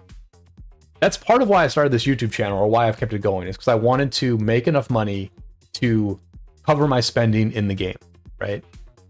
That's ridiculous. Like that anyone does that is ridiculous. Like most games that exist in the world or that have ever existed in the world are not like that at all.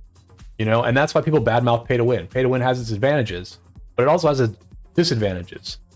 One of which is that we just put in way more work to have fun than a lot of other gamers do. And so Lilith needs to look at that balance. Like they have to look at that balance of things. But we've been going for a while. Hopefully there's a number of likes on the video. Hopefully we're at 15 likes and I can open up these armaments. I didn't say anything about it, but if one person can please throw a like on the stream, and then I will open my armament chests up. I've got a pretty good number to open here, so I do kind of want to open them. Let me check how this game went. Yeah, I lost my bet. Lost this bet. Okay. All right, so that sucks. All right, 17 likes. Very good. All right, so we're going to open up these armament chests. We're going with wedge formation now. My arch formation is at a good enough point. My Jan's arch formation is at a good enough point now. I got this like late in the war, which this is a pretty good armament right here. 5% extra damage when over 70% rage is amazing. 1% extra damage here, plus 4% of stats. It's a solid enough armament here that I'm feeling good enough about my Jan. I will probably be garrisoning less in the future. So we are just going to switch to wedge formation and try to make as many of our open field marches wedge formation as possible. And we definitely have some room to grow here.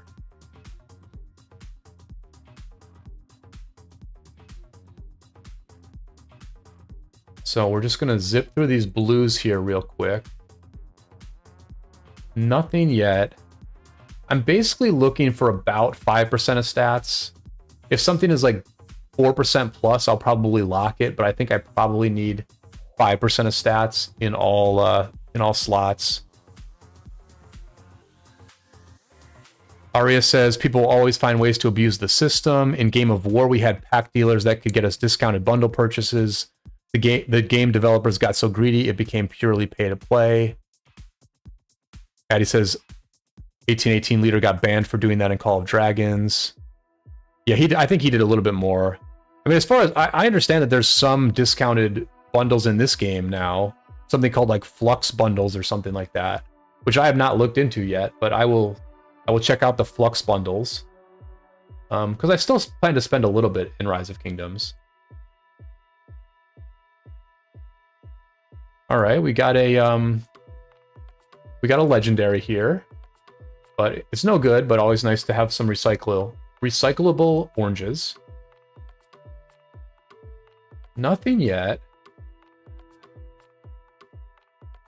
Nothing there. And Warhunger deals 1% extra troop damage. Stats are pretty underwhelming. So, yeah. Yeah, I'm not going to lock that.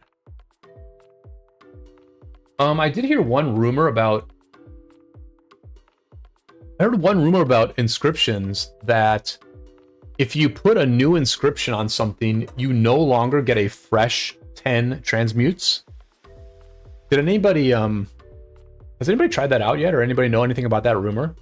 Because, you know, in the past, you could replace one inscription with a new inscription, and then you would get 10 fresh transmutation scrolls. Does anyone know if that has been changed? I did hear a rumor that it had been. All right, so let's go to the purple chest now. We're still doing wedge formation. All right, a couple of legendaries. That's good. Couple of legendaries. Yeah, 3.7% of stats is not going to be enough to lock it, but... And then that's not going to be enough to lock it either. And then a couple of the rarer slotted legendaries here. Okay, nothing on this one. And then 3.8% of stats on this one. I'm going to lock this for now just because I'm not exactly sure what I have in my wedge formation. So I will lock that for now. Maybe unlock it after I look. All right, so nothing so far. Let's open up the last 8 of these here. Thank you everybody for tuning in. Thank you for the likes. Thank you for the support.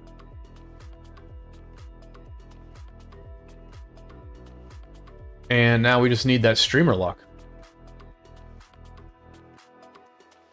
I do have fewer viewers than usual, and so that somehow seems to be leading to a total lack of streamer luck here. I think my thumbnail for this stream was like pretty weak, and my title was pretty weak, but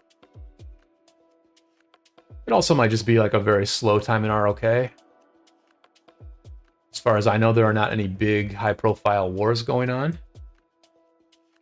I haven't seen too many people streaming or anything like that. All right, so this is 3.6. This is about 5% of stats right here. So I'm gonna lock that. And we'll see if this is an upgrade to my wedge set for archers. And now we've got the legendaries. We're gonna go with 3 of these first.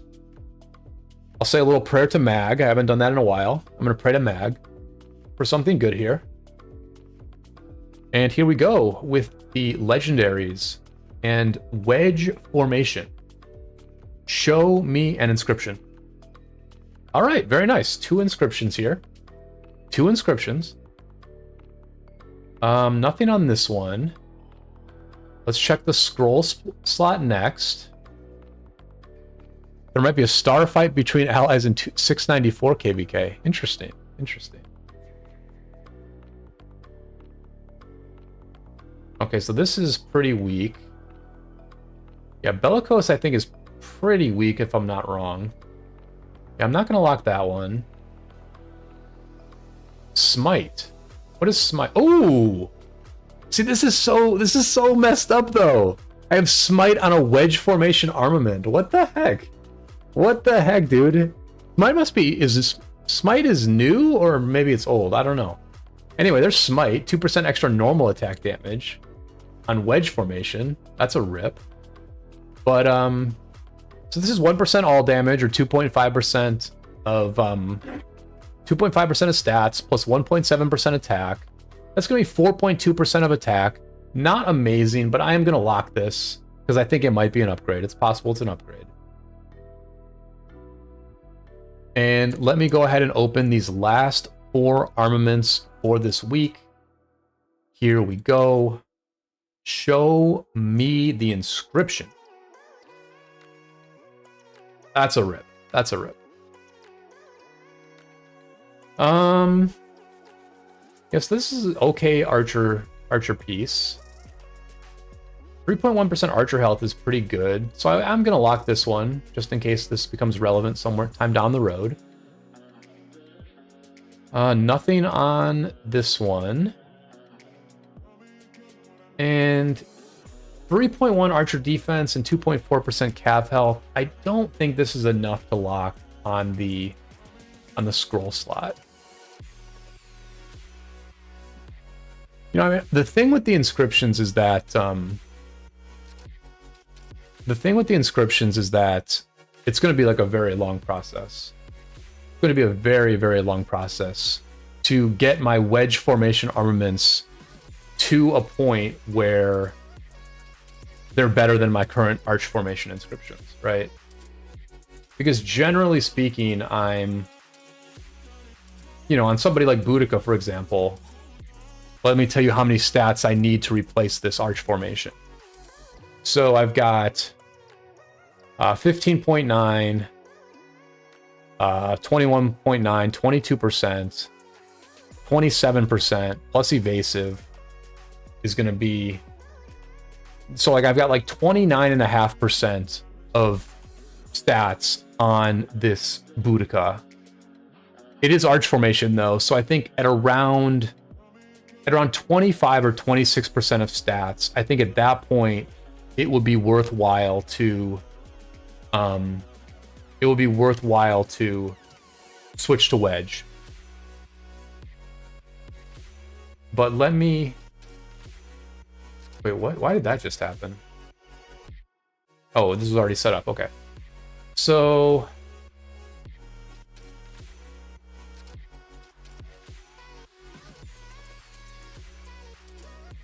and this new filtering system is actually very good.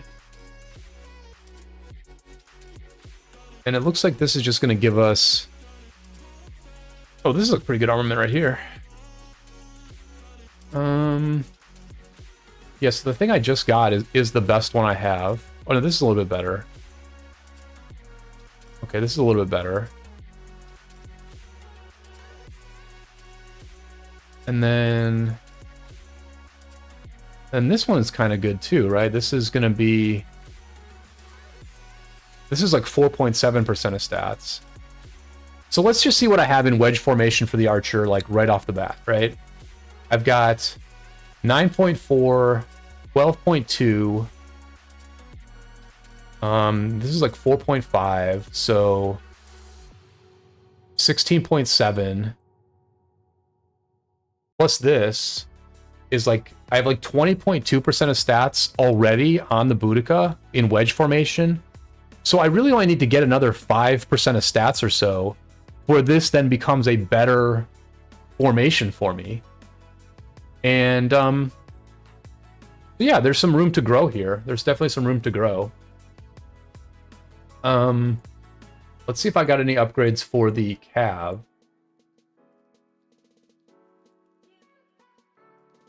It's on my con.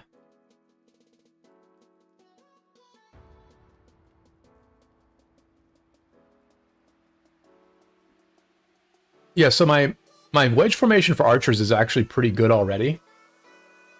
Let's just very quickly check if there's any upgrades here.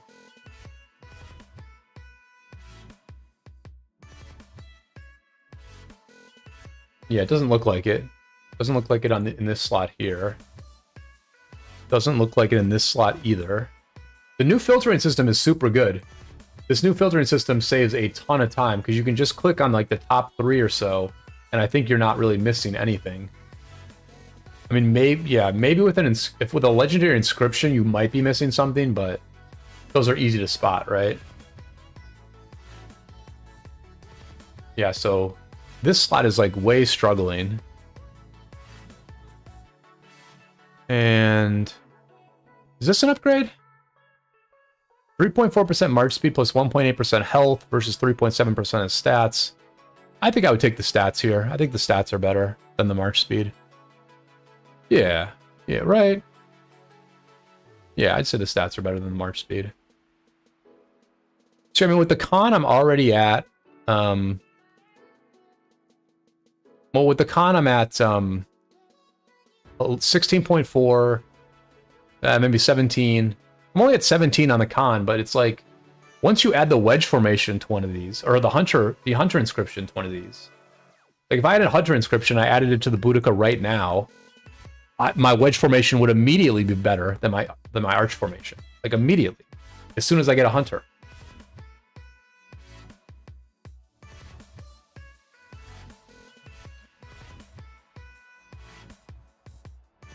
Only Farmer, welcome to the stream. Hope you're doing well. Only Farmer, I saw from the titles of your videos that you have, I think you migrated somewhere, but I do not know where you migrated. Please let us all know, Farmer, where did you migrate to? I guess I would guess that you migrated to 2268, but I'm not sure.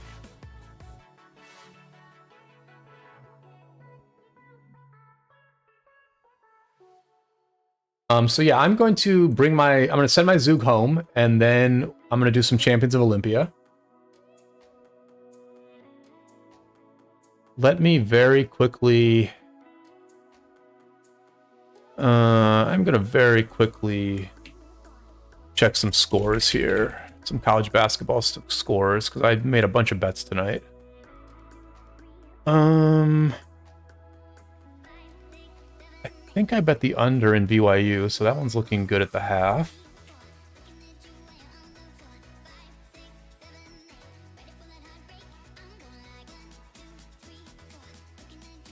Yeah, I'm a pretty weird person where like I have these challenges at work and in one breath I say I'm going to spend less money in Rise of Kingdoms, but in the very next breath when I see an edge in sports betting, I bet as much as I spend in a year on sports betting. I bet as much on sports betting in like a weekend as I spend in a year on Rise of Kingdoms. But that's just how I roll. If I see an edge, I take it. Spending money in Rise of Kingdoms is not an edge. Spending money in Rise of Kingdoms is just money that you're flushing down the toilet. So I will absolutely bet a Mountain Warfare or two on a college basketball game where I can't name a single player if I think I have an edge.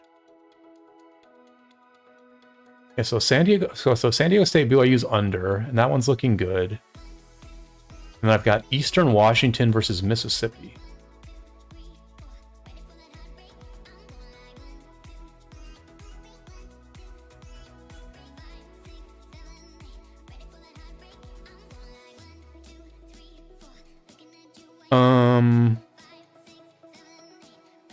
Did I win this bet? 139. I did. Nice. Okay. All right. I'm in a good mood now, everybody. I won my biggest bet of the day while we were chatting, so hell yeah. Yep, Farmer's going to migrate to 2268. Nice. Nice. Congratulations, Farmer. That's very exciting. 2268 seems like a very good kingdom, and I think 2268 is one of the most interesting kingdoms to watch going forward, actually. Because, you all played very well against 960, but I think 960 had the edge the whole time. Like, I think they were the favorites to win that thing the whole time. And so I will be very interested to see 2268 in a situation where you all are,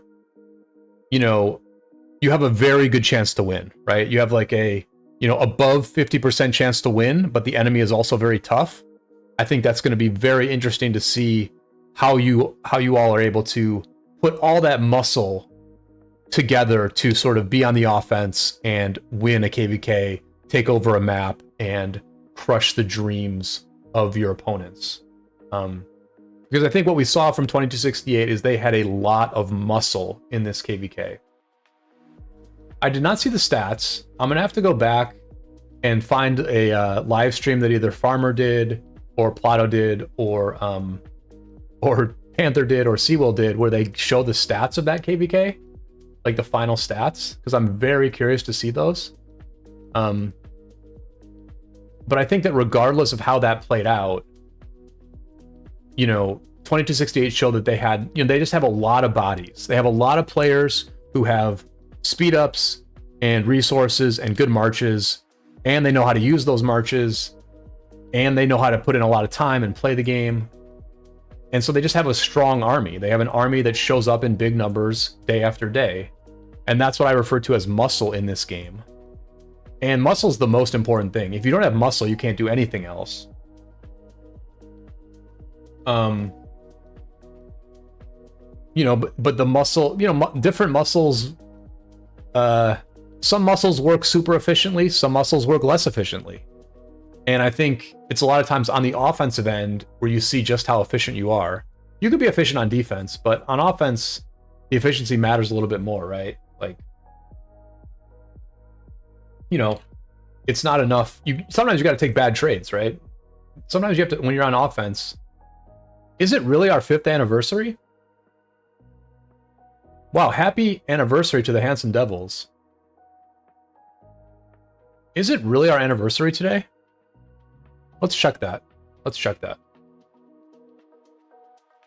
Because Addy may have started the Handsome Devils a day after I joined, but it was not more than a day. Okay, so today is our anniversary. Very interesting. It might have been yesterday, actually, right? Because isn't it at 11:11 in the game now? He might have started the Handsome Devils, like... I think if Addy started the Handsome Devils as soon as he joined Kingdom 131, then our anniversary was yesterday. But if he started the Handsome Devils on like day 2 of playing, then it is officially our anniversary today. But that's cool. That's cool. That is freaking cool.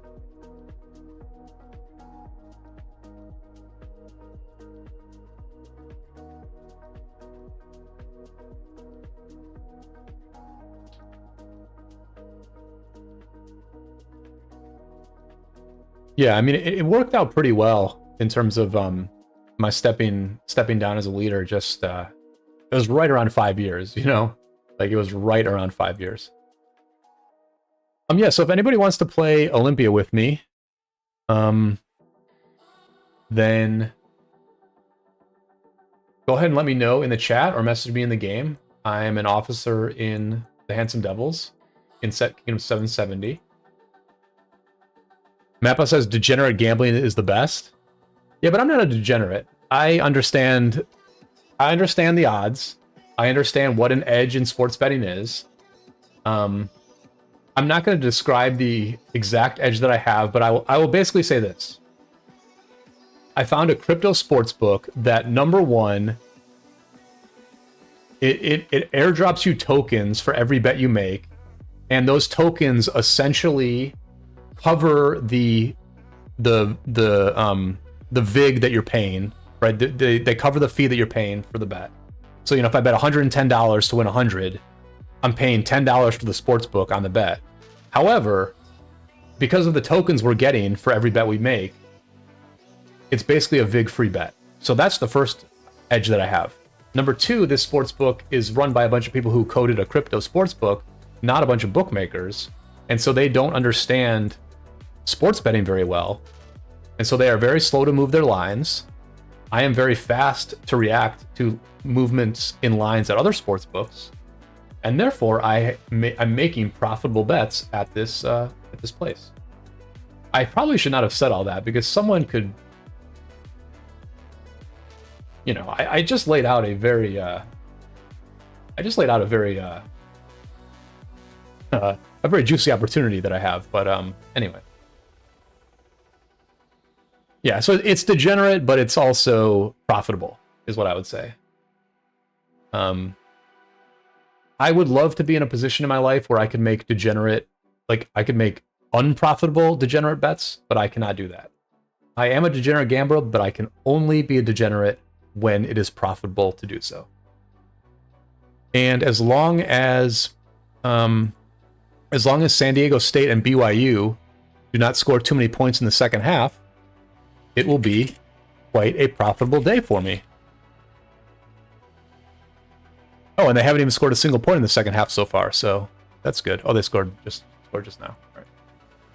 All right, so we are playing Champions of Olympia. No messages yet. Let me make sure all this gear is correct. Oh, it's not. Okay, that's why. I'm gonna give the Boudica the Vengeance. I'm gonna give the Guan. I'm gonna give Guan everything he has. The Nevsky is all set. All right, let's go. Let's play some Olympia.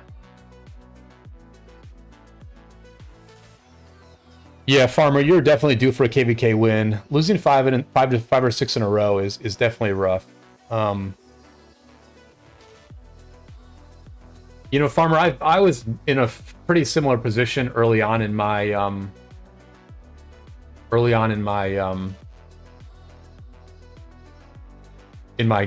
ROK career. I was 1-4 in the first 5 KvKs I played. I was 1-4. Now this was obviously before rewards, and so, you know, on some level, it didn't hurt as much as it hurts today. But on another level, it hurt a lot because you see other people winning KvKs, you see how happy they get. And you know, you want to take part in that. You definitely want to take part in the Oh, Marvel, you can join. Yeah, Marvel, you're welcome to join.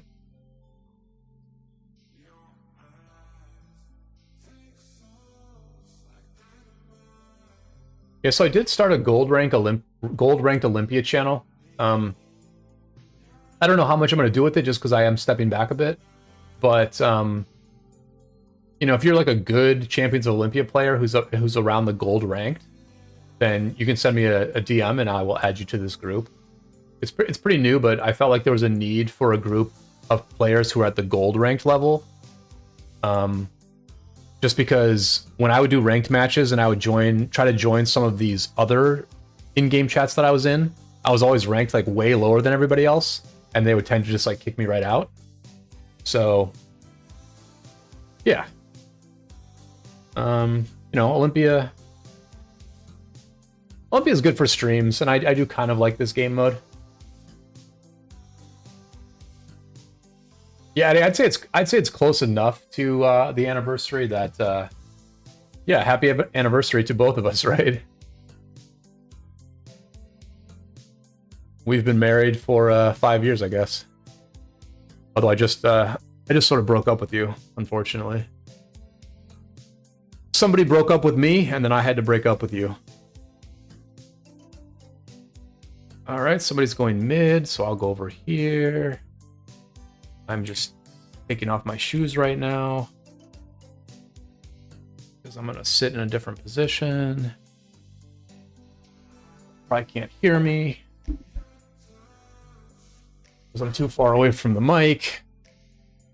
I started writing the mail yesterday.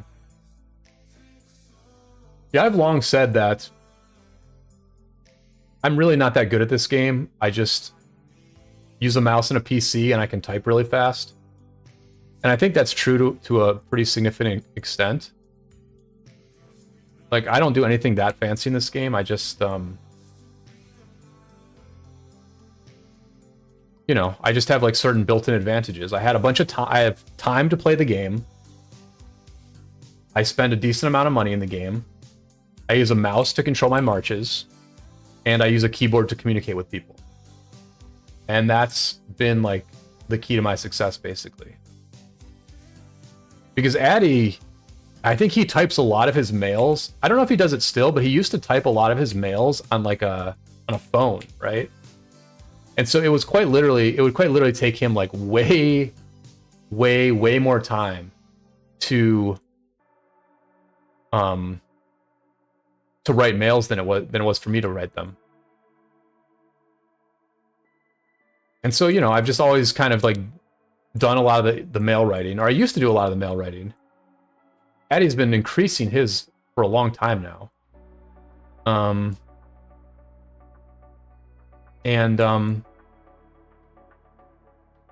Yeah, I don't even know where I was going with that, but anyway. Here we are in Olympia. We're off to a good start. I'm kiting with the Nevsky, but he doesn't need to be kiting. I'm gonna boost everybody's stuff.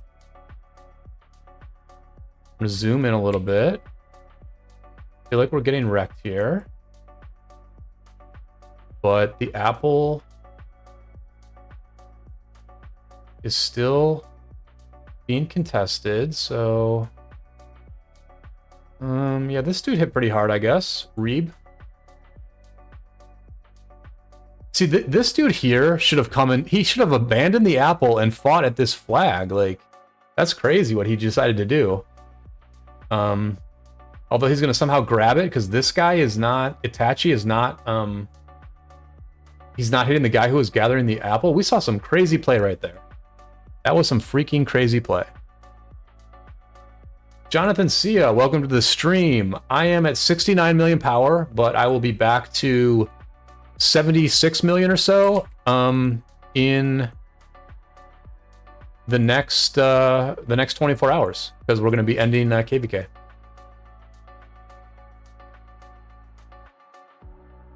Okay, so here's what I'm gonna do. I'm gonna go here, here, and then the Nevsky is going to help this escort. I don't hate this play. I think this play is pretty decent.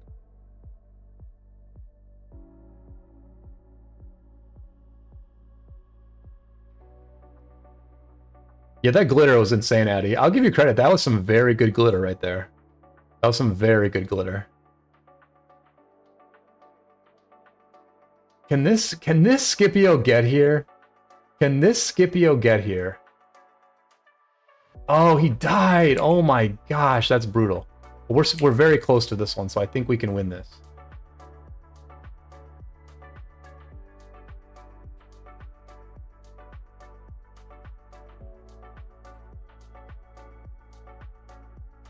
I always find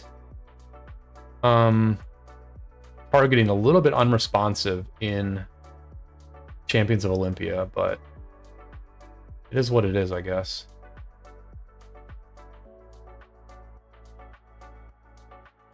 All right, so we lost there. We definitely need everyone to come to this apple because they could easily... Actually, I think we're okay because it's going to take them 15 seconds to pick up the apple, and we can always disrupt that. And we have the lead, so we just need to maintain these two flags, basically. We need to keep an eye on this flag. We need to hold this flag the whole time. And other than that, I think we're good to go. It would help if I bring my marches out.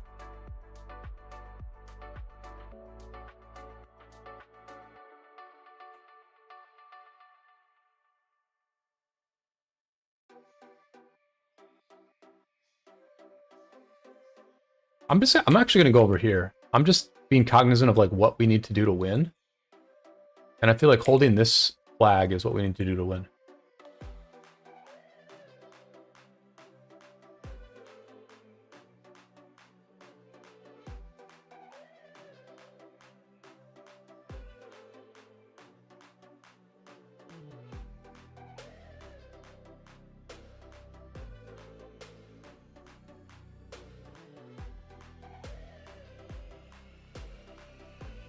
And we did return the apple, so this is a guaranteed win here.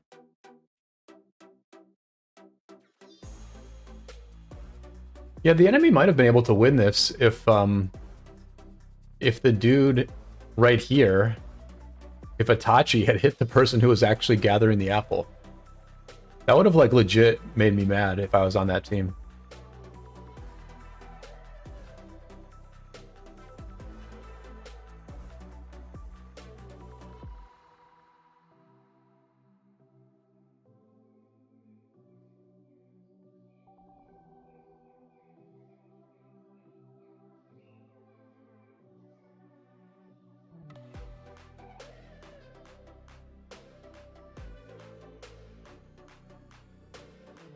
You know, if I'm gonna spend, as I plan to spend less money on this game, as I said, and so if I'm planning to like be more casual and therefore be a garrison captain less often, I do kind of have some interesting decisions to make in terms of my gear, which is whether, you know, I've been saving materials and stuff to like upgrade my main cavalry set. And so the question is, do I... Okay, so Shiv's here.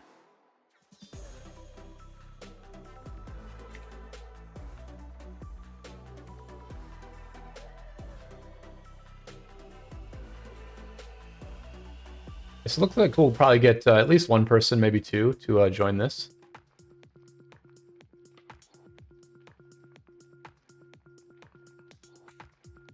Shout out to King Bob.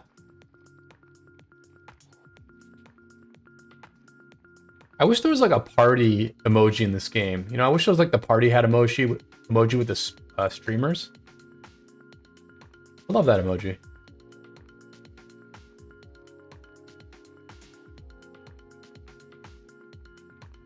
All right, so Marvel and Shiv are playing. Yeah, shout out to King Bob, who had another good KvK. Bob finished in 16th in contribution. So, I mean, yeah, you know, Bob has been one of the longest lasting members of N70S. He's just one of the key players there. So, yeah. Shout out to Bob. That's we're playing this map again. I'm just gonna always go this way.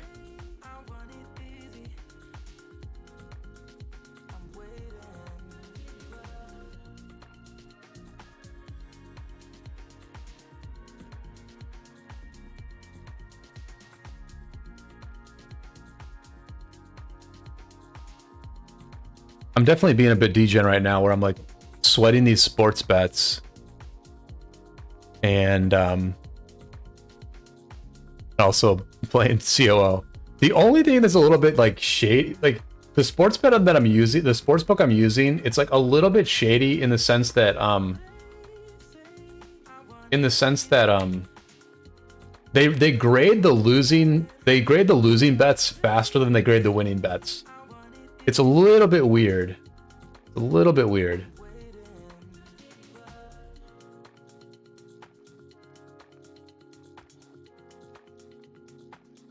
I don't know if it was correct to attack this dude or what.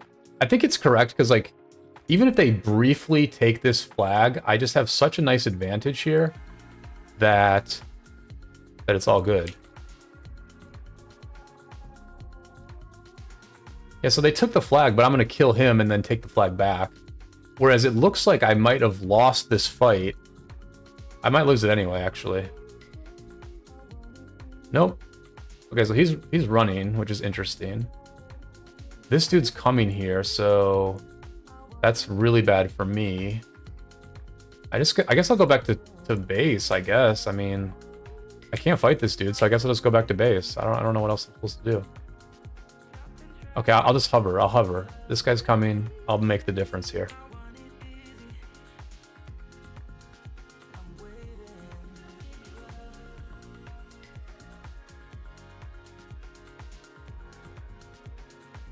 Alright, I can boost this dude. I can go here. I can kite with the Guan, maybe. Oh, so he's running. Okay, alright. Alright. My buddy should chase him, actually. I'll get the cap, and my buddy will chase him. We're losing the apple. Probably.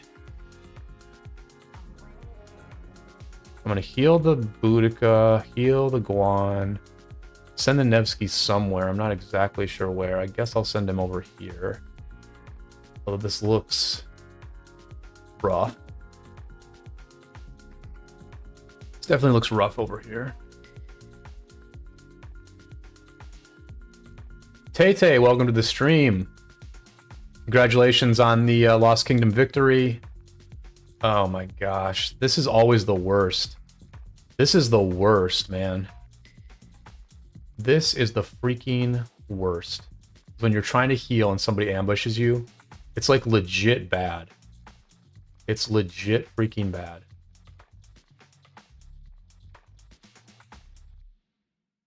I probably should have let that Boudica die, but anyway.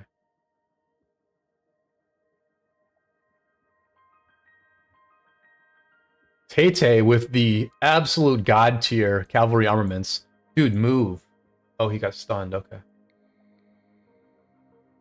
Oh, that's brutal. That is brutal.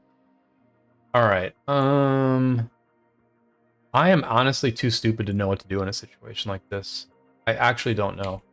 I mean, we have 3 of the flags, so I guess there's no harm in us contesting.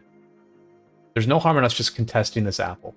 If we have 3 of the flags, then we can absolutely contest this apple. Clear them out. Maybe get one of the other flags eventually. Okay, my Nevsky died. It says, thanks for the good fights. That's all we wanted, and 23 and team came through with it. It was a good fight. It was definitely a good fight. You know, Tay, I don't know if you just got here, but I did announce that I am stepping back as a leader. I have to sort of focus on some other things in life for a while. And, you know, as I look back on the war we just had, I'm kind of like, you know what? I mean, we lost and everything, but at least I like actually did a lot. You know, I can be like pretty proud of like what I contributed to that war. Of course, I'm talking and not paying attention, and that was a pretty big waste of my Guan and my Boudica. But yeah, it was like a really good fight. I contributed a lot on our side. I put a ton of effort into it.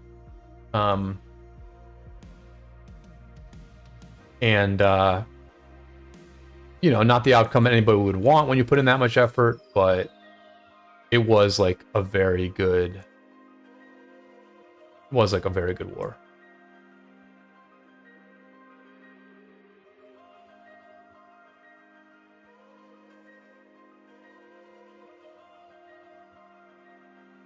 Because you learn a lot, you get tested, you become a better player as a result of wars like that.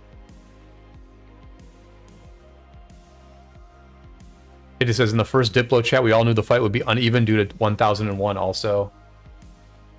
Yeah, I don't know. I think ultimately it was pretty even. I mean, very rarely is a war completely fair, and so I think that one was like reasonably even.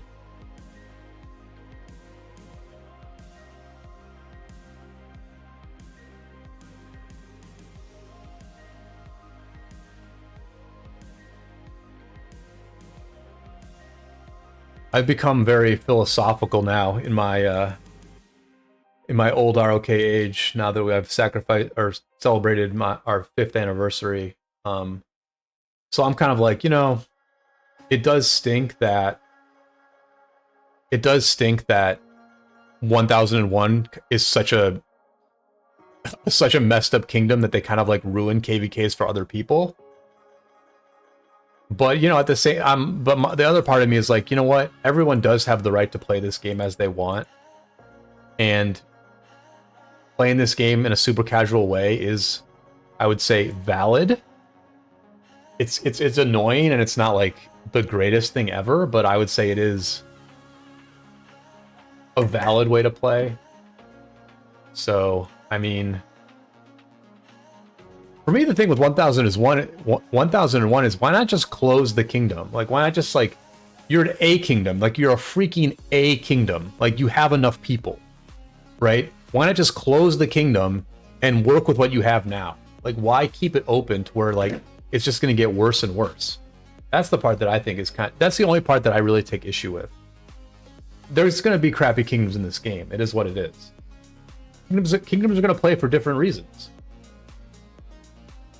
And, you know, sometimes we're gonna get this stupid desert map in Champions of Olympia 3 times in a row. So, you know, you just kind of roll with it. You don't want to roll with it, but you roll with it.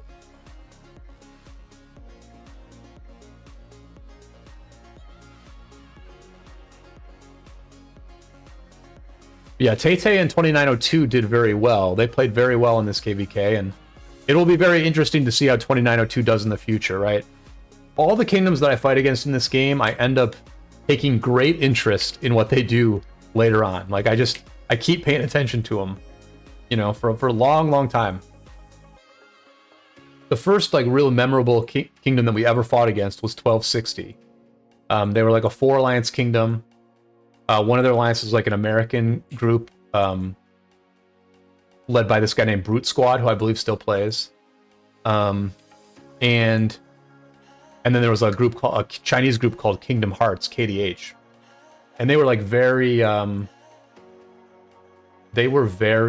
good. Kingdom Hearts was very, very good. And so I just thought it was interesting to...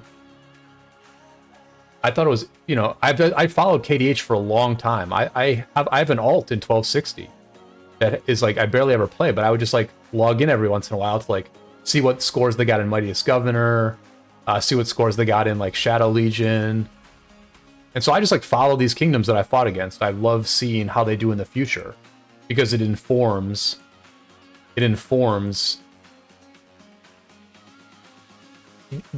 how I think of the war that I had against them. And so it'll be very interesting to see how 2902 does in the future. All right, so they got our team is janky AF, I would say, but all right. So they got the apple again. Maybe I can catch up? This guy's going really slow.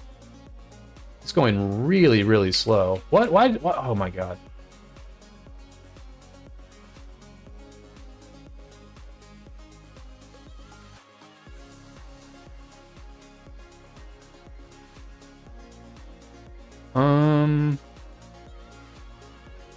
What is happening here?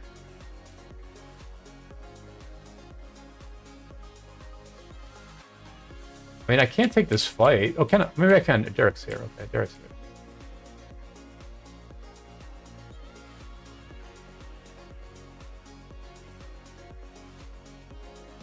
This looks bad. I think maybe I should be running, but I'm just gonna die, I guess.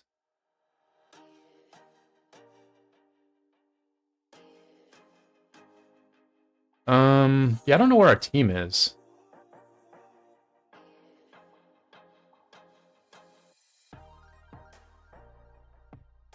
We have 2 of the flags still. None of them are grabbing the apple, so...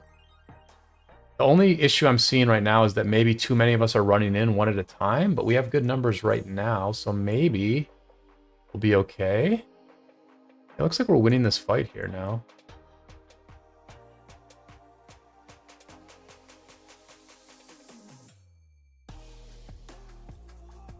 It says we should be a B seed after this KvK. That was our aim for last, but we were just over. Yeah, you guys will be a good B seed. I mean, B seed. So for a long time, I said that A seed life was the best life in this game. But now that, like, you know, Imperiums are shrinking and you're getting a lot of, like, very, very big, serious kingdoms to be so okay, again, we're like completely outnumbered here. Like, I'm just gonna prevent them from capturing. Like, that's all I can do. All I can do is prevent these guys from capturing. That's all I can do. That's all I can do. Yeah.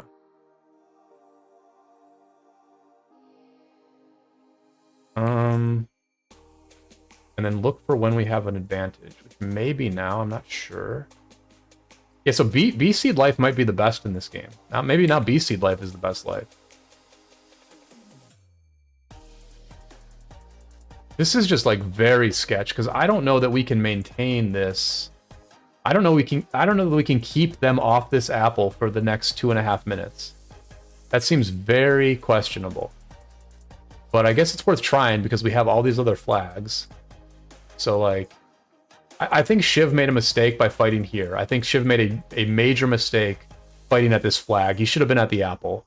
Because we don't need this flag. We only need to prevent them from getting the apple. That's the only thing we need to do. So I think Shiv made a pretty genuine mistake there. I think I just disrupted that, yeah.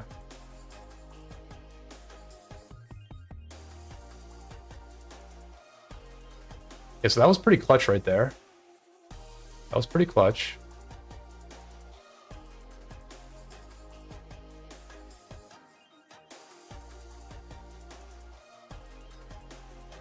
Didn't I target this guy? I did, okay, okay.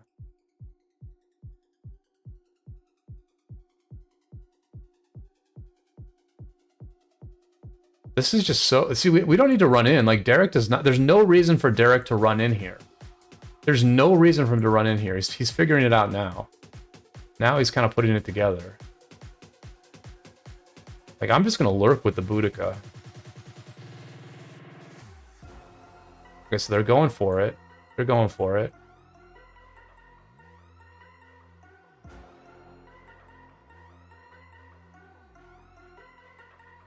I can't target the guy who has it.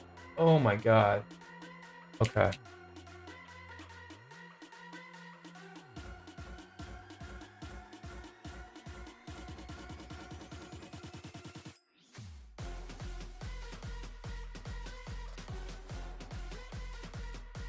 All right, we're kind of overwhelming. Oh, they did get the apple. See, that's okay. Sorry, I zoned in and didn't realize the guy grabbed the apple. I was trying to hit that target who was grabbing the apple, but it just... yeah. Alright, we won. That was a crazy match. That was a good match.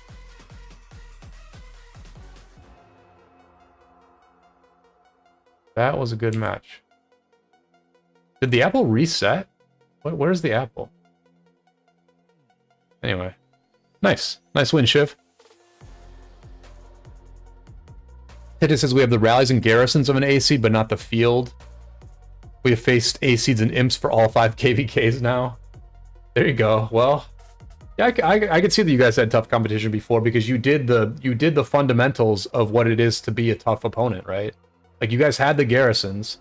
You had some good rallies as well, but you had the garrisons that made you tough to deal with. And the field will just come. The field takes time. The field takes time. All right, so that was a good win right there. Shout out to Peak, which is the old alliance of I Eat Calves, one of our new migrants who's doing a really good job. Shiv, I think I'm gonna wrap it up after. Shiv wants to play one more. I'll play one more. That's fine. We'll play one more.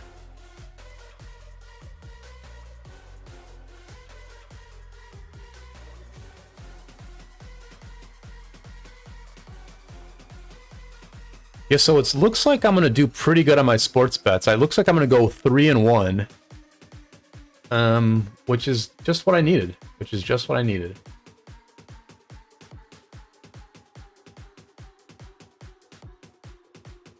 Quite frankly, I should be in a very good mood. If not for the changes at work, right? If not for the changes at work that occurred a week ago, I would be in a super good mood today because A, I'd be winning at sports betting, and B, crypto has been pumping like crazy lately, and I've been a part of the whole run, right? I don't know, I can't remember exactly what I said on the stream, but I think I might have said on stream a couple months ago that I bought a bunch of Bitcoin. So I mean, I bought Bitcoin like before this. I bought Bitcoin before this pump. So yeah, I've just been like chilling for a couple months, watching price go up, and that's been pretty cool. All right, so Shiv and I are getting wrecked here. Shiv and I are getting completely wrecked. I'm killing the double C, which is probably dumb. I never know what to do in situations like this. I don't think running is remotely correct because you have to coordinate with your teammate that you're going to run. And what's the point? You're just going back to base.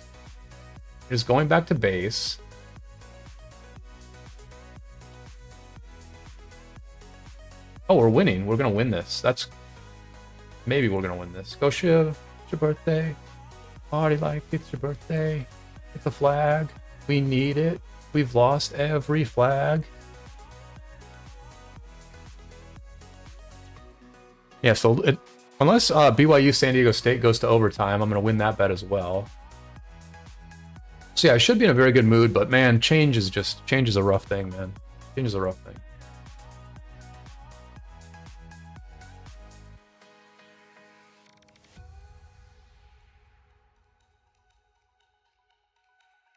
And we have a nice long break in Rise of Kingdoms, which I don't know how other people feel about it, but personally, I'm very excited to get a nice long break in Rise of Kingdoms and just kind of focus on some other things. So here's where I need to like prime this now, because I know the fight's coming, so I should just like prime that. Oh, this guy's running right through me. I dumped all my skills on this guy and he ran right through me.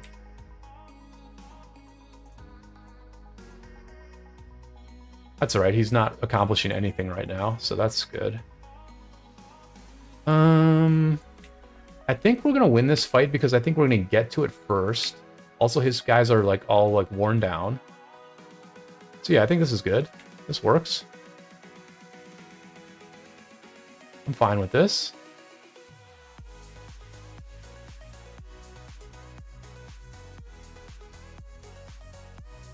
We're kind of like pulling a bit of a comeback in this game at this point.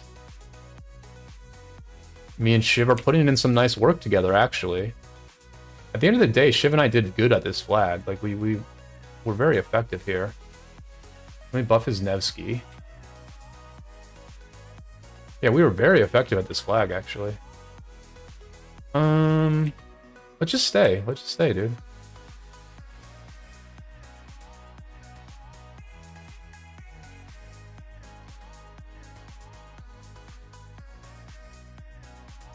I'm gonna go on the Scipio next.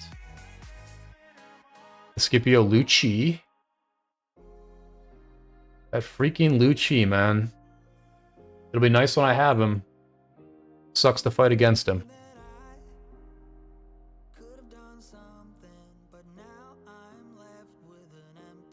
Appreciate everybody hanging out on the stream tonight. It's been a fun one. Addy says, this obviously being the top seed KvK this round, but the Strife, for example, you would have been a seed below.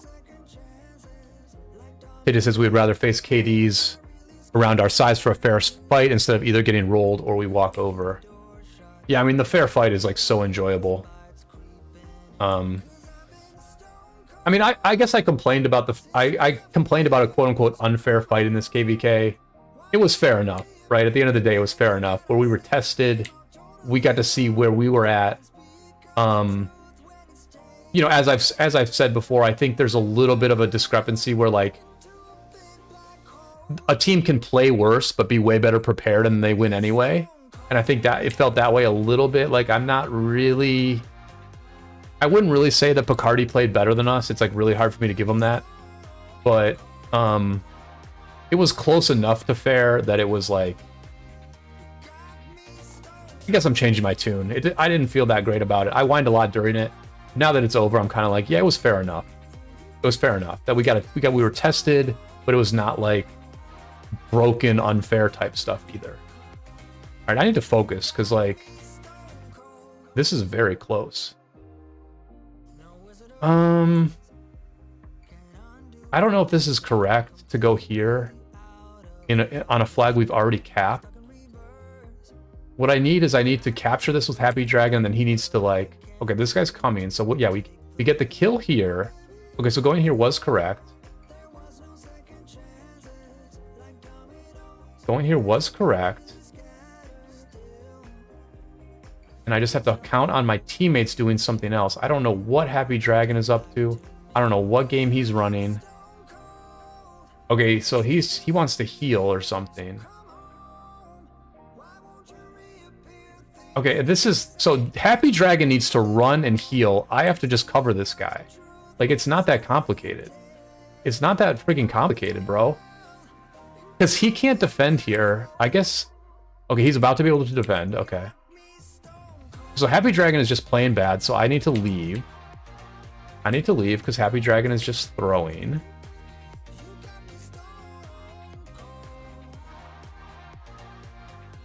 See, now Happy Dragon can't hold this. Oh, we just lost. We lost. I think what had to happen there is... Actually, nothing else could have happened. But Happy Dragon didn't need to bring his new marches there. He should have killed his marches off, let me defend that flag solo, and he should have like gone elsewhere with his marches. Is what I wanted to have happen, but I don't even know if that would have won it.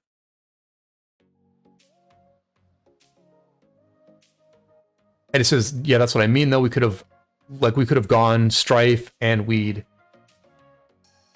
I can't read his other word because this thing is blocking me. Let me 1 second.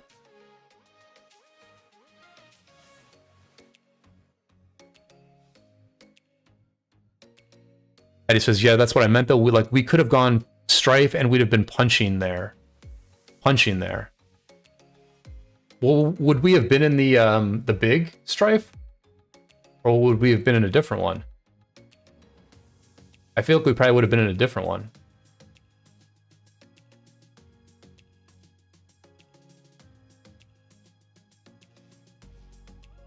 All right, I think we went 2-2 in Orleans, or in Olympia, so that was good enough.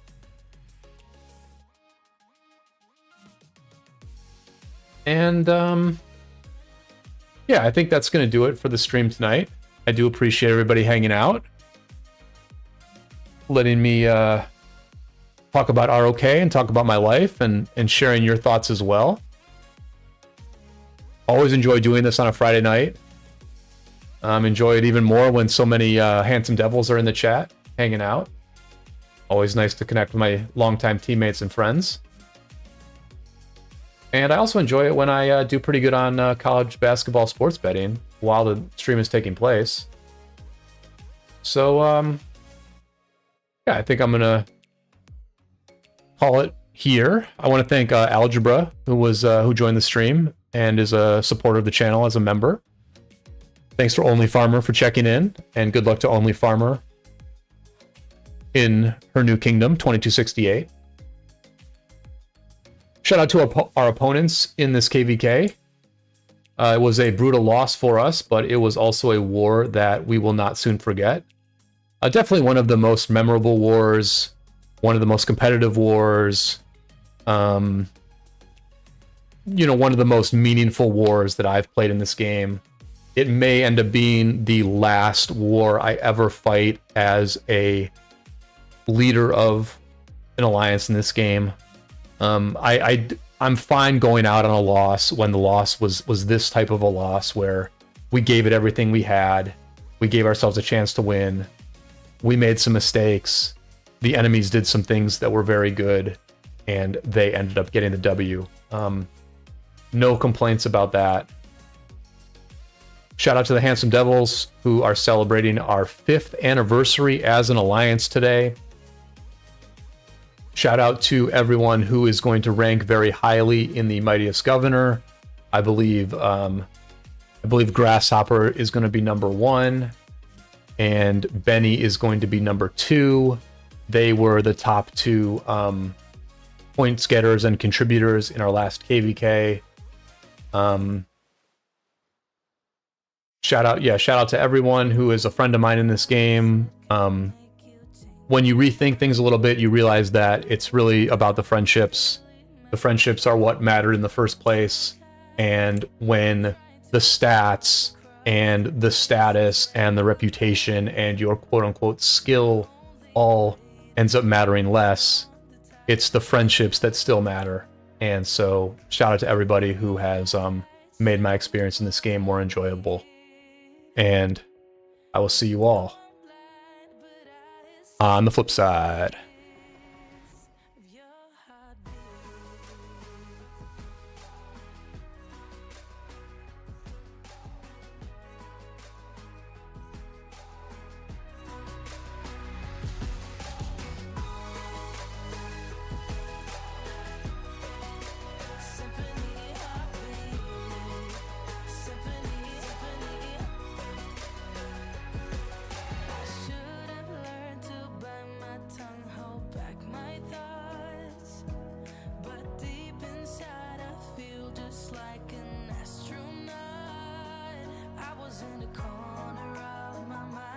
Trapped inside, I forgot to